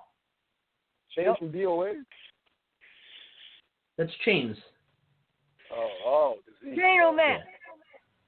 Chain O'Mac. And I'm going to tell everybody right now, next week, I'll be back on the airwaves, the Rat Trap, Thursday night. The big day one, the big day, my birthday. We'll be celebrating, we'll be drinking, we'll be doing everything on my show next week. I'm going to call in, Rapper. Did Jeff, was it Jeff Gordon you were going to have call in? Who was it? Kyle Busch. Was that it? Kyle Petty? Kyle Busch. Kyle Petty. Kyle Busch. The big race guy. Okay, Dustin lined that up, Dean, so I don't know if he was actually going to call in, but... I'm not sure. I don't know who's going to call in on my birthday. I don't care. Wish me a happy birthday. Rat boy. We're the big one at the bar that night. Rat boy. Dick Trickle going to call in. Dick Trickle. I'm a big fan of the Dick Trickle. I want Melissa Coach. I want Melissa Coach to call in. Okay, well... hopefully you can get that. Hey, Rat Boy, I love you. Thank you. I miss you. And not that much. I'll talk to you next week. All right. I love you. Too, man. I love everybody on this show. All right, lock your doors, Rat Boy. You're all alone now in that haunted house. I throw out kisses to everybody. How's that? All right. What? No. Spirits everywhere. I don't know. I don't know. So Dean, when I asked you to fill in for the Stro, what was your primary concern with coming on the program? What was it again? Refresh my memory. I believe it was you have so many people on the show. I think that there are a lot of voices. Yep. I tried to keep it minimum, but. This is why whenever I'm on Hell in a Cell, Dean, I always compliment you guys by saying you guys run a well-oiled machine. Everything goes smoothly over there, and then I come back in the room and it's like, it's a pillow fight in the middle of the room and people throwing stuff all over the place. Pillow fight? That's the only thing that can come to mind. That's part of the fun, though, of In the Room, isn't it, though? I mean... It's more a social, interactive thing. We like to, we're kind of boxed in over there at HIAC. We don't like people calling in. Stay away. Listen to it. That's fine. You can listen to us. But, after talking to our callers tonight, I get why you'd want to be boxed in. Boxed in, yes. And it's funny because after I was on your show, I came back on here, and Brady was like, Derek, you sound so informed and well-prepared and blah, blah, blah, blah. And I'm like, yeah, that's what happens. We don't have people call into the show throwing monkey wrenches and everything we talk about. What the hell were you talking about? I don't know. Listen, I love HIAC Talk Radio, Dean. In all honesty, I listen every week. It's where I go for my information. And then when I want to laugh at myself and some of the things that I say and do with the callers, Kathie, that's when I listen to In the Room. Me too. I love it. I love it. And I do want, before we get out of here, I'm assuming that Blog Talk's going to cut us off at 11. We'll find out for sure in just 5 minutes' time, so that the countdown clock is kind of going there. So if anyone wants to call in and join us in the last 5 minutes, the number is 855-VOC Radio. That's 855-862-7234. The only caveat being, if we've already talked to you tonight, then I don't want to talk to you again because you've got nothing else. But Derek, you brought up the fact that TNA has moved headquarters. We're now in what can best be described as a horror movie gone wrong. Their new headquarters looks like, well, it's a warehouse. Let's be honest. It's the Shop TNA headquarters. I don't know what WWE Shop Zone looks like. I can assume that it's bigger than that. Now, somebody did actually paint a giant TNA logo on it in the attempt to make it look official. Okay. It doesn't look more official. It's apparently bigger than like that picture that you showed me. But for anyone that wants to check that out, I'll be sure to include a link with the show so that they can look and bask in the glory that is TNA Towers. I can remember. So I mean, Dean, you go way back. You remember when like DX invaded WCW and they're knocking on that little glass door, and it was like, these are the offices for WCW. Well, I don't even know if there's a door for them to knock on now. Garage door, maybe. I think it's a garage door, yeah. Oh, poor TNA. And I love Dixie, and I love, like, everybody there. Well, I love everybody that's pouring their heart out in the ring there, and I love some of the people backstage, but my God. Is it safe to say, Derek, that I can finally say that TNA will survive anything, and that I have won my bet that TNA would live past 2012? This is ridiculous. The fact, look, and I don't want to be that guy. Like you said, I don't want to be the guy that seems like I want everybody to get fired, because I don't. I want the wrestlers to have jobs. I want them to get paid on time, and I want them to be able to be on TV. I have nothing against anybody except the people in charge. You know, and Dean would get this comparison. In MMA, you have UFC and you have Bellator. And at one point, Bellator was trying to be UFC, and it didn't work. They hired Coker. He decided to go a completely different route than the UFC, and it's working for Bellator. They're a circus act, and it's working for them. And the minute TNA started trying to beat WWE, that was the beginning of the end, and this is what happens. Now you're not making a profit. I think they have like 6 people in their front office. It's an embarrassment. And Dixie should sell, and she should sell right away, because she's doing everybody who's an employee of her a injustice for what she's doing. It's embarrassing. It's embarrassing.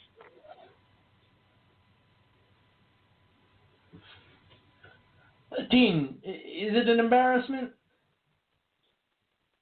Well, I look at it as a. But I look at it as a cost cutting measure that they have to kind of do. They're losing money. They have to move their operations, unfortunately, to a warehouse. So, you know, I try not to be too critical of them, but in all actuality, I haven't watched the show since Tito Ortiz debuted, whenever the hell that was. Wow. So, that was like 10 years ago. No, it was 10 years ago. I think it was. It was within the 4 years. It was within the 4 years of HIAC, because that was our outro one week. But I think 2013. But it's just, and before then, God knows when, probably the height of AJ and Samoa Joe and Christopher Daniels, right around the time Angle debuted. But since then, I tried, you know, I would turn it on and I'd try to watch, and I could never get into TNA. I don't know what it is. I just can't. I look at it and it just seems that it's a never-ending final days of WCW. And I watch it. The running joke is that if you want to watch TNA now, just turn on NXT. And with Bobby Roode, apparently, I guess he's very close now. I mean, that's pretty much what they've got. I mean, Brady, just think about it for a moment. AJ Styles just wrestled at WrestleMania. Just let that sit in for a minute. It's still amazing to me to see him on Raw every week. And the number one contender. By the way, guys, we got about 20 seconds left on the live feed. This is kind of the great unknown. We could do like a New Year's countdown or whatever. I suspect it's going to cut us off. But if you are listening, it's definitely worth checking out to see if we have an overtime. So check out the download-only portioning. Guess what, guys? It didn't hang up. We're still here. We're in overtime. So I guess last week was just a blip. Last week was just I had the other show queued up on another account just in case, but we're good. My goodness, we are truly blessed, Dean Dixon. Yes, we are. Good times, Brady. All right, so I did want to talk before we get out of here. AJ Styles, he's got the big title shot coming up with what's the next pay-per-view, Derek? Is it Payback? Is it Extreme Rules? I haven't been following. It's Payback. It's Payback. Extreme Rules is in Jersey. Okay. Well, the main event for a show entitled Payback is between two guys who have never fought, and that's fine. I'm sure that maybe they're setting up Payback, because what I think is going to happen, or at least what I did think was going to happen, until apparently WWE outsmarted me, they debuted the Bullet Club on Raw. I was convinced that Luke Gallows and Carl Anderson were going to interfere and help AJ Styles as a heel win the title from Roman Reigns. That's what I thought was going to happen. Apparently that's out the window, Dean, Derek, Kathie. I don't know. They've got me beat. I don't know. Frankly, I don't want to see a Bullet Club. I don't want to see a Balor Club. I just want to see these guys go off in their own directions and stake their own claims. I don't want to see Balor get caught up, let him finish what he's doing in NXT. Should he be on the main roster? That's debatable. Probably should. But let Gallows and Anderson win the titles, stake their own claim, let AJ do his thing. What I'm waiting for, quite frankly, is for all the AJ fans and all the internet to explode when Roman soundly defeats AJ Styles. As much as I don't want that to happen, I'm pretty sure that AJ is just a sacrificial lamb at this point, just another contender. And that's sad, but that's. I think they have plans for AJ, but his time's not now, and the WWE title is not now for him. So, Derek, you were going to say? I was going to say I'm with Dean. When Roman Reigns wins, it's going to turn into Vince is burying AJ because Vince didn't create AJ. Just like what happened when AJ lost to Jericho at Mania and the internet exploded. But I think, me personally, I wouldn't want to see. I think Anderson and Gallows, I think they're good enough to survive on their own. If you want to do something down the road, maybe. But they're a good enough tag team to just, they can do it on their own. And I don't think AJ needs them. Finn Balor, I don't think he needs them. I do think he needs to be a heel when he comes up to the main roster, if you can do that, because he's pretty vanilla as a babyface. But the thing that I got from Raw was I'm pretty convinced now that they're slowly tinkering with the idea of turning Roman Reigns heel. When Sami Zayn came out last week, he kind of laughed at the guy and brushed him off. And he's just showing little heel mannerisms. He's doing little heel mannerisms here and there. That makes me believe in about 2 months or so they're going to turn him heel. And if they can not mess up Bray Wyatt as a face, then they have some pretty intriguing things they can do when Rollins comes back, when Orton comes back. You can do some things with these guys. I'm loving, too, by the way, and I didn't even talk about John Cena coming back. He apparently isn't ready to wrestle, and if you saw his body, I mean, my God, he was built like, I don't want to say Derrick. What? He was tall and thin now. He just looked like kind of lanky. You're not lanky. No, I'm not lanky. But well, but John Cena was. And you know what? And that's kind of a good thing if you think about it, because the man hurt his shoulder, so he can't lift weights. So if he would have came back and he would have been jacked up, then I would have been like, okay, things up. But the fact he came back and he looks like John Cena's little brother, it was a good thing. I mean, even Cesaro. If you look at Cesaro, he's not as big as he was before he got hurt. It's because he had the shoulder injury. Mhm. One more thing I want to talk about before we kind of phase and get out of here for the night. Dean, we've been complaining for so long, or at least I have, that the tag teams in WWE, and I'm not talking in the last year, but before that, the tag teams were just terrible. The entire situation with the tag team division. But to casually look at the roster now, you've got New Day. They're solid. You know, they could obviously be better, but they're solid. We have the Lucha Dragons. We have that Puerto Rican tag team. Where have they been for the last 5 years, Derek? Do you even know? I don't know. I have no idea. It's funny that they showed up and the Puerto Rican bullfighters disappeared. I find that kind of odd. Well, they're Mexican, I believe so, or Spanish. Yeah, they were Spanish. Maybe the little bull will come because of Pitbull now. I really don't know how that works, but so you've got them. You've got the Bullet Club. You've got my favorite tag team of all time, Dean, the Vaudevillains. The tag team division's got to be looking up a little bit if you kind of look at it from where they're positioned. Oh yeah, and even down in NXT with the Alpha Americans, and there's a lot of good stuff going on now. The fact that they actually on Raw had a tag team tournament, you know, that speaks of where they feel the tag team division is, and it's only a good thing. And I think we're going to see more of it, especially when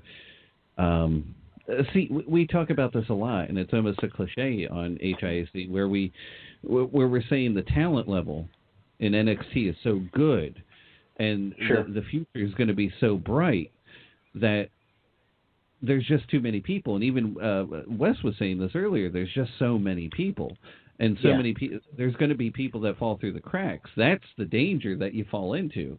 Sure, you have Nakamura. Sure, you have Austin Aries. You have all these people, but they have 4 championships. You know, so they already have a mid card. You know, you have a guy like Bray Wyatt with unbridled talent, and where's he? Because of how many times they started and stopped pushes with him, and unfaltered booking, and just strange things they've done with him. You know, the Cena feud that turned out bad, the Undertaker feud that turned out bad.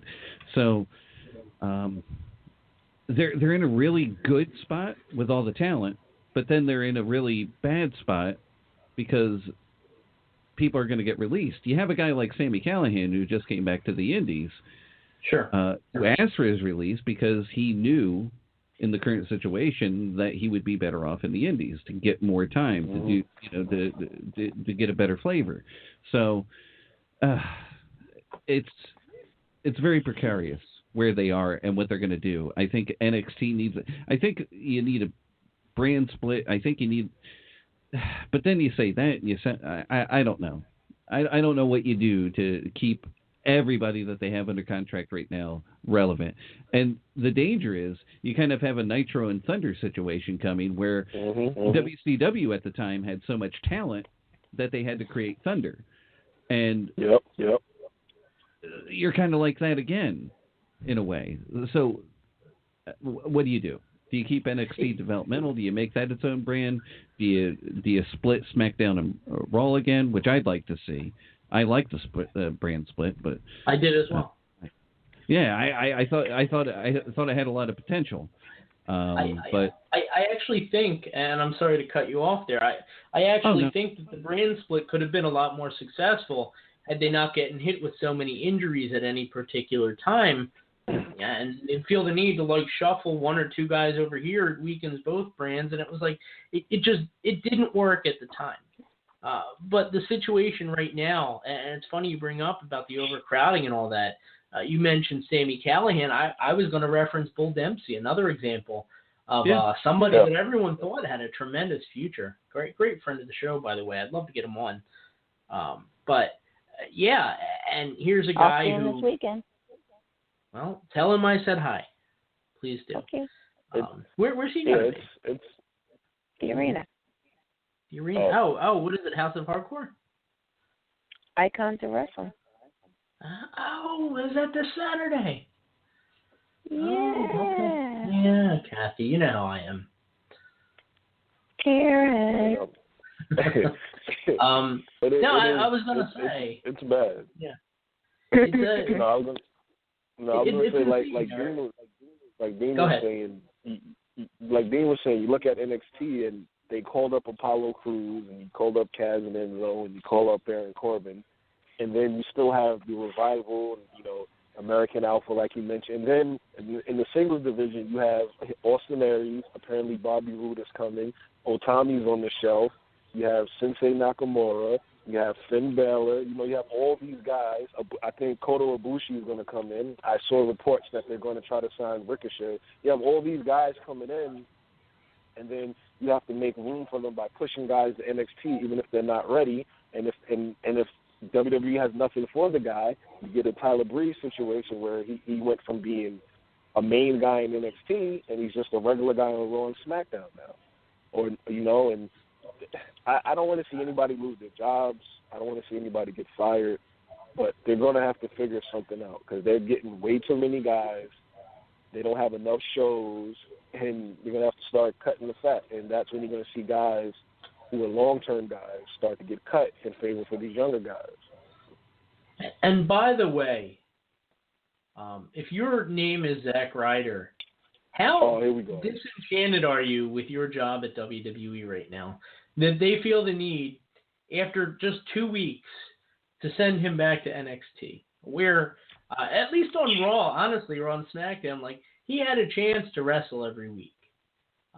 He is going to be, I'll bet you they phase him into becoming a trainer. That's the only thing they can have.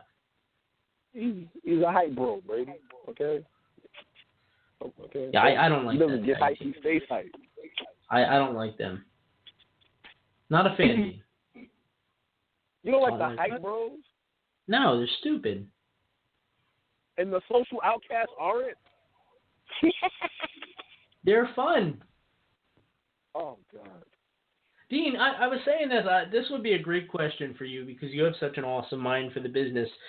If you could take any underutilized guy from WWE TV and start a promotion with him or her, who would you take to make your company? Well, besides the Knight Rider. Because I have mine. What's that? Besides the Knight Rider, Robert Knight, obviously. No, underutilized in WWE, obviously. Yeah. Oh, okay. Wow. Right. He just chooses not to be utilized. Yeah, true. A lot of the time. He's talented. Yeah. There's a lot of guys that you could say. I mean, I'm of the mind a guy like Dean Ambrose you could build a promotion around. Sure. Obviously, if you followed CZW through the years, CZW built their promotion around him for a while. He was their champion. He had a feud with Gage. He was part of the Switchblade conspiracy. So that's somebody that I really thought they were going to pull the trigger at Roadblock, and I was upset with that. I thought it would have been interesting going into WrestleMania with a new champion in a different direction and everything, but I just don't know where Ambrose fits in. I like that he's involved in a feud now with Jericho, but I was expecting them to win WrestleMania, especially with the out that they had, that it was a no disqualification, a street fight. I thought he was going to get the win there. He's looked good. He was the final guy with Triple H in the Royal Rumble. Sure. He has the crowd reaction, and it's very organic. The big difference between a guy like Roman Reigns and Dean Ambrose is how organic that crowd reaction is. They get behind him, they like him, and they want him to win. And they're not pulling the trigger on that. So I would take a guy like Ambrose, and if I could take a tag team, the Usos, the biggest problem with the Usos right now is that they're so overexposed. When they do something that's cool, and this is actually coming from Vaughn Johnson from Philly.com, he said it on Twitter. He said, when they do something cool, you've seen it so often, you don't react to it. And they do a lot of cool shit, but you just don't react to it because you've seen it for the past, 100 weeks. So... And maybe they need a gimmick change, but I like them if they were utilized differently. But I would say Ambrose because he's kind of lost in a shuffle, and that's really weird because just a month ago he was in a main event of another special. So it's that blows away my answer because I never even for a second considered Dean Ambrose to be underutilized, but by pure definition, he is underutilized. I wonder if they're going to try to make him. I wonder if they're going to try to make him Foley. Like, remember how Mick Foley was like stuck in this place where it seemed like they just didn't want to push him, and the crowd loved him, and they were pushing everybody except Mick Foley. I wonder if Dean Ambrose is going to find himself stuck in that position until it gets to the point where they just can't ignore it anymore. It's odd because Ambrose kind of has a Jake the Snake feel to him where he doesn't need a title to have that significance. But I want to see him with a title, and I'm not alone in that. I think he might be in that Roddy Piper type. He doesn't need a title to be relevant, and that's a damn shame because I think you get in the business. Obviously to make money if you're Kevin Nash, but you get in the business to win titles and to be the top of your profession. I think, could he follow that path? Maybe, but I just don't know where Ambrose is right now. And that's what, and you could say the same about Bray Wyatt too. That's another guy you could say. Apparently a face now. It's weird. I don't know what they're doing with him now. But it's something at least. So I don't know. Maybe I'm being like incredibly optimistic here, and maybe it's uncalled for. But I look at Dean Ambrose, and Dean, you know this as well as anybody. He does so many of the little things right. Oh yeah.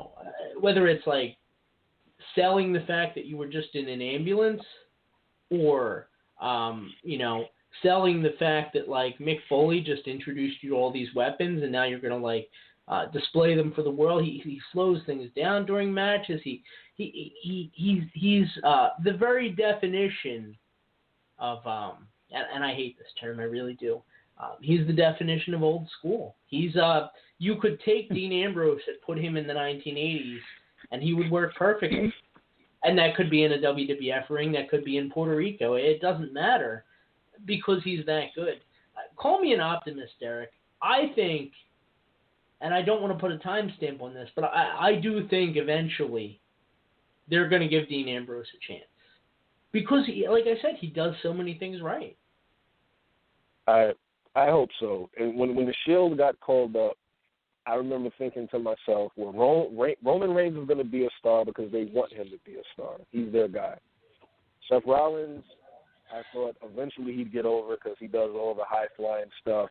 He's a great wrestler. But I looked at Dean Ambrose, and I thought to myself, he's going to be the biggest star because he stood out from the other two. He was completely different. He had little facial expressions in their interviews. He would do everything he did, and I'm not a wrestler, so I hate saying this stuff, but everything he did meant something. It was realistic. You believed it. It wasn't crazy. And I was like, this is going to be the guy. And they picked Rollins over him. They picked Reigns over him. I hope he gets a shot because, like Dean said, you want to see him win. And, he doesn't look – he's not a pretty boy like Reigns. He's not a pretty boy Like Rollins, he's just, you know, he looks like the average man, except he's in shape. But, you know, people can relate to him, and I'm rooting for the guy, and I hope he gets it, and I hope he doesn't kill himself along the way like Foley did, so when he finally gets it, he can't hold on long enough to enjoy it. I hope he really gets it soon.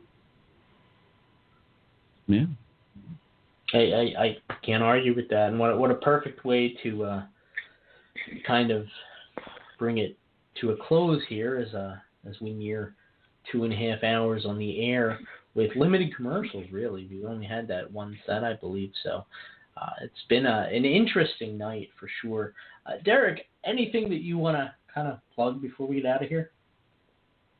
I have a question for Dean, and I'm sorry if I alienate anybody. But Dean, who do you like in the fights this weekend? This weekend,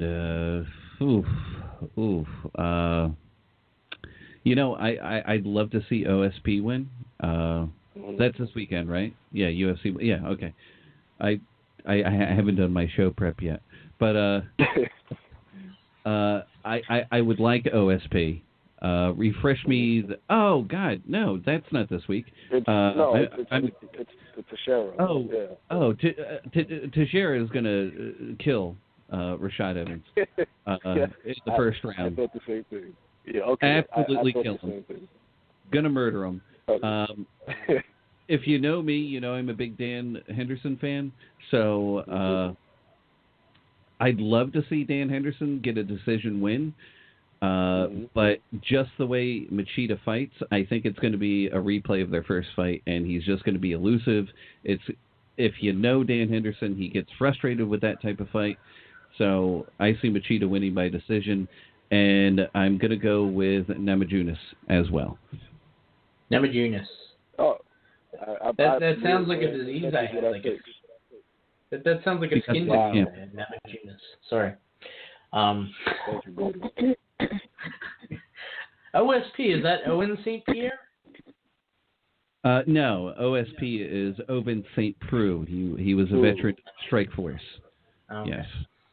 My apologies about that. All right, Kathie, you have the arena show this weekend. Anything that you want to kind of put out there?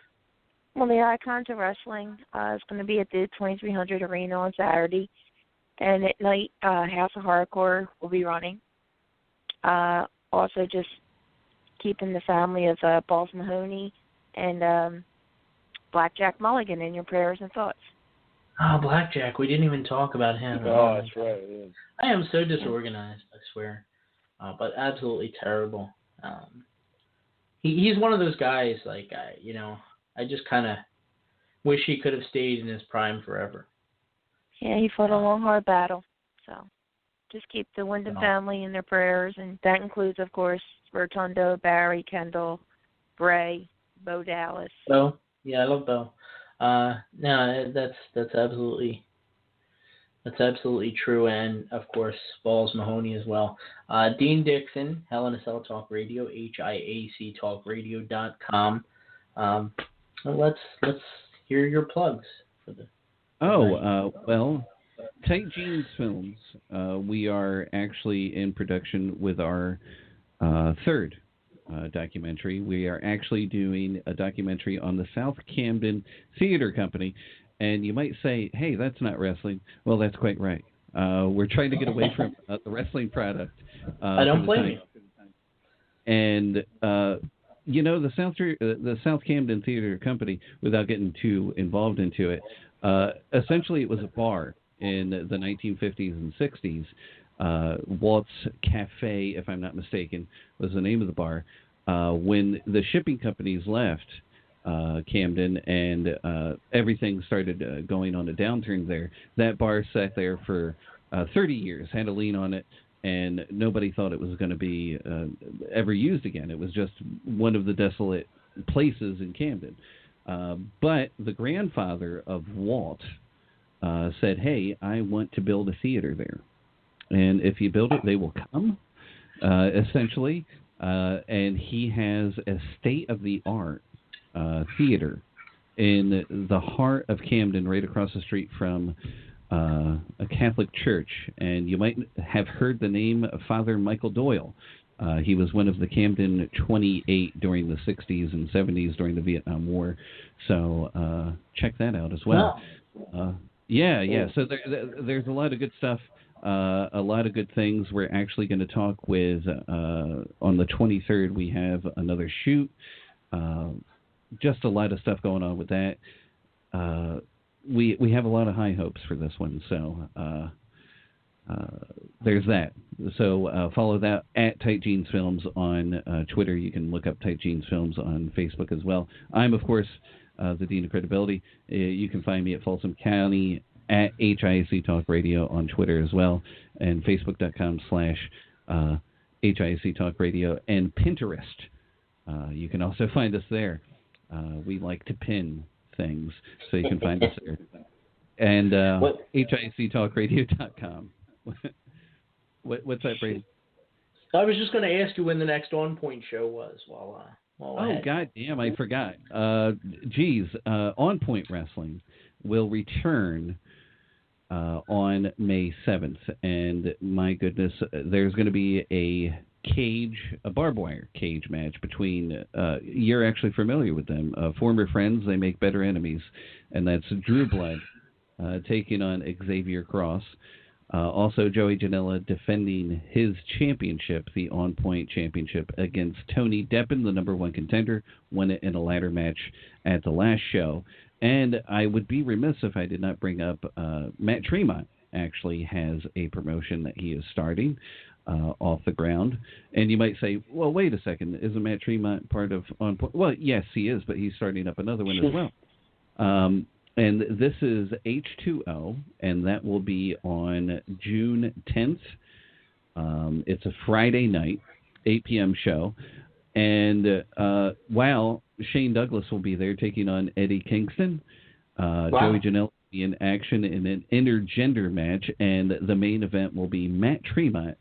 And this is going to take your breath away, taking on the Taskmaster, Kevin Sullivan, one of his idols. So that's going to be fun to see, H2O, and it's going to be in a building that you know quite well. And this upsets, I think, people that you work for, Brady, but it will be at the Woodbury Heights Community Center. But let me tell you, it will be there. It will be on a Friday night, and we just hope our posters stay up. I'm kidding, Brady. I'm kidding, Brady. We know that posters will stay up because there's none. The flyer people left, so unceremonious. Yeah, but the one that tore them down is still there. I'm only kidding. I kid, of course. H2O. I love that. It flows right off the tongue. H2O. That's awesome. Yes. And it's high quality H2O. So, you know what? When he told me, he's wanted to do this for a while, Matt. And when he told me that he had Kevin Sullivan, I was like, my God, man, stop it. Yeah, you're not wrestling. He's like, no, got Kevin and Shane Douglas. I'm like, wow. And I love me some Taskmaster. Hey, check it out. You know the place. So get there. And going to be a fantastic evening. So May 7th for On Point Wrestling, and you can just search for On Point Wrestling on Facebook, and on Twitter it's On Point Wrestling. Take off the G. So On Point Wrestling, and there's a Twitter for H2O, but I just don't remember it. But yeah, Brady, how about you plug yourself? I'm sorry, I could talk forever. I love talking about myself. That's what I do. Every Wednesday at 9. Sorry, Dean, I cut you off. Every Wednesday, you said 9, 8 Central. I don't listen live anymore. I really should. Yeah. 8 o'clock, 9 o'clock, whatever. I don't know when the hell it is. HIACTalkRadio.com, live, archived, however you want it. Harry Barnett's there as well, the great Harry Barnett with the Bowling Alley. Obey the Puck show with the death of Ed Snyder. That had to have been a huge topic, and so much more. So everybody check that out, HIACTalkRadio.com, and that's at HIAC Talk Radio, I believe, on Twitter, correct? Yes, that is correct. Okay. Now, from my end, the ECWA Super 8 returns on April 23rd. I don't have the lineup in front of me, and I apologize, guys, but just know this. TNA pulled out a bunch of talent for that show, which is a shame. Hey, because Brady, a lot of fans were looking forward to the homecoming. You got Napalm Bomb in, though. Napalm Bomb. Napalm Bomb. And that's a huge one. That really is. Scotty Too Hottie, I know, joining us as well. So I can try and do this. I know it's Jason Kincaid, John Schuyler, the Greek God Papadon, the return of Aiden Chambers. Nowhere else, Dean, is Aiden Chambers returning, but right there for ECWA Super 8. We also have Sean Carr, Napalm Bomb, Scotty Too Hottie. The list goes on and on. ECWAProWrestling.com. Plus Tessa Blanchard defending the ladies' title. That's my favorite aspect of the wrestling there. The ladies' championship. I'm only kidding, of course. Deonna Purrazzo defending against Chelsea Green from WWE's Tough Enough last season. So everybody check that out. ECWAProWrestling.com. I tentatively have a guest for next week. I don't want to reveal it because it's not 100% confirmed, so check out the Twitter pages for @VOCNation, @InTheRoomShow, @Brady Hicks, @The Stro, @Kathie Fitzpatrick. I don't know why she took the R off. And probably a misspelling that she never fixed. And, of course, # Derrick McDonald because he's too cool for Twitter. Thank you to Wes. Oh, that's not why. Why then? I don't know why. It's all right. I don't have any. There's no more characters left for you anyway. Like the tweets are too long as it is, so it's fine. What would I tweet about? MMA with me. Yeah. Good time. That's true. I could take pictures in the gym and be like an insider. I guess I could. I was going to say I could publicize your Snapchat. I hear that's really generating some stuff. No, it's just Harry. That's all. It's nothing to it. You're sending Harry full frontals? Is that how that works? How dare you, sir? No, I thought that's what Snapchat was for. I think it is. That's not what I use it for. I signed up. I'm like, bring on the nudies, and like, it's none of that. It's like people sending me like demon faces. I use it for like, when I do my DDP yoga or when I'm working out or just random stuff like that. Not nothing naughty, Brady. I'm in a committed relationship with my high school sweetheart. How dare you? All right. Well, anyway, my Snapchat is Brady D Hicks. That's with the letter D. That's for D, I guess. I don't know. But anyway, I kid, of course. I kid. Kelly, I love you. Yeah, but thank you to Wes Adams. Incredible to have you on the show tonight. And yeah, we'll have some more guests lined up in the next couple weeks. Most importantly of all, though, well, two things actually. First of all, the Stro will be back next week from Cauliflower Alley Club, so interested in a lot of stories there. But more importantly than that, tonight, Dean, you filled in. You did a fantastic job. You put up with me. You put up with all of our callers. I don't know what else to say. You did a very admirable job. And you didn't even laugh when Dustin said he broke his neck. That's a very serious injury to partake in, so I was concerned and, get well. Get well, Dustin. Get well, Dustin. Thank you, everybody, for tuning in. Be good to each other. Be sure to check out all the great programs right here on the VOC Nation Radio Network. While I'm thinking about it, my God, these plugs never end. All right, WCW Retro with the Stro, preempted tomorrow night because he's out in Las Vegas. But we will have the traditional in-the-room WCW interview. Bull Payne will be on the program tomorrow night, 9:30. That's a classic in-the-room interview with the WCW star, so check that out. So much more. So everybody check out VOCNation.com for all the information on everything that you want to know about the VOC Nation Radio Network. Again, thank you to Wes Adams, and I got to get out of here. I'm running on. Everybody have a good night. Be good to each other, and we'll talk to you soon. Take care.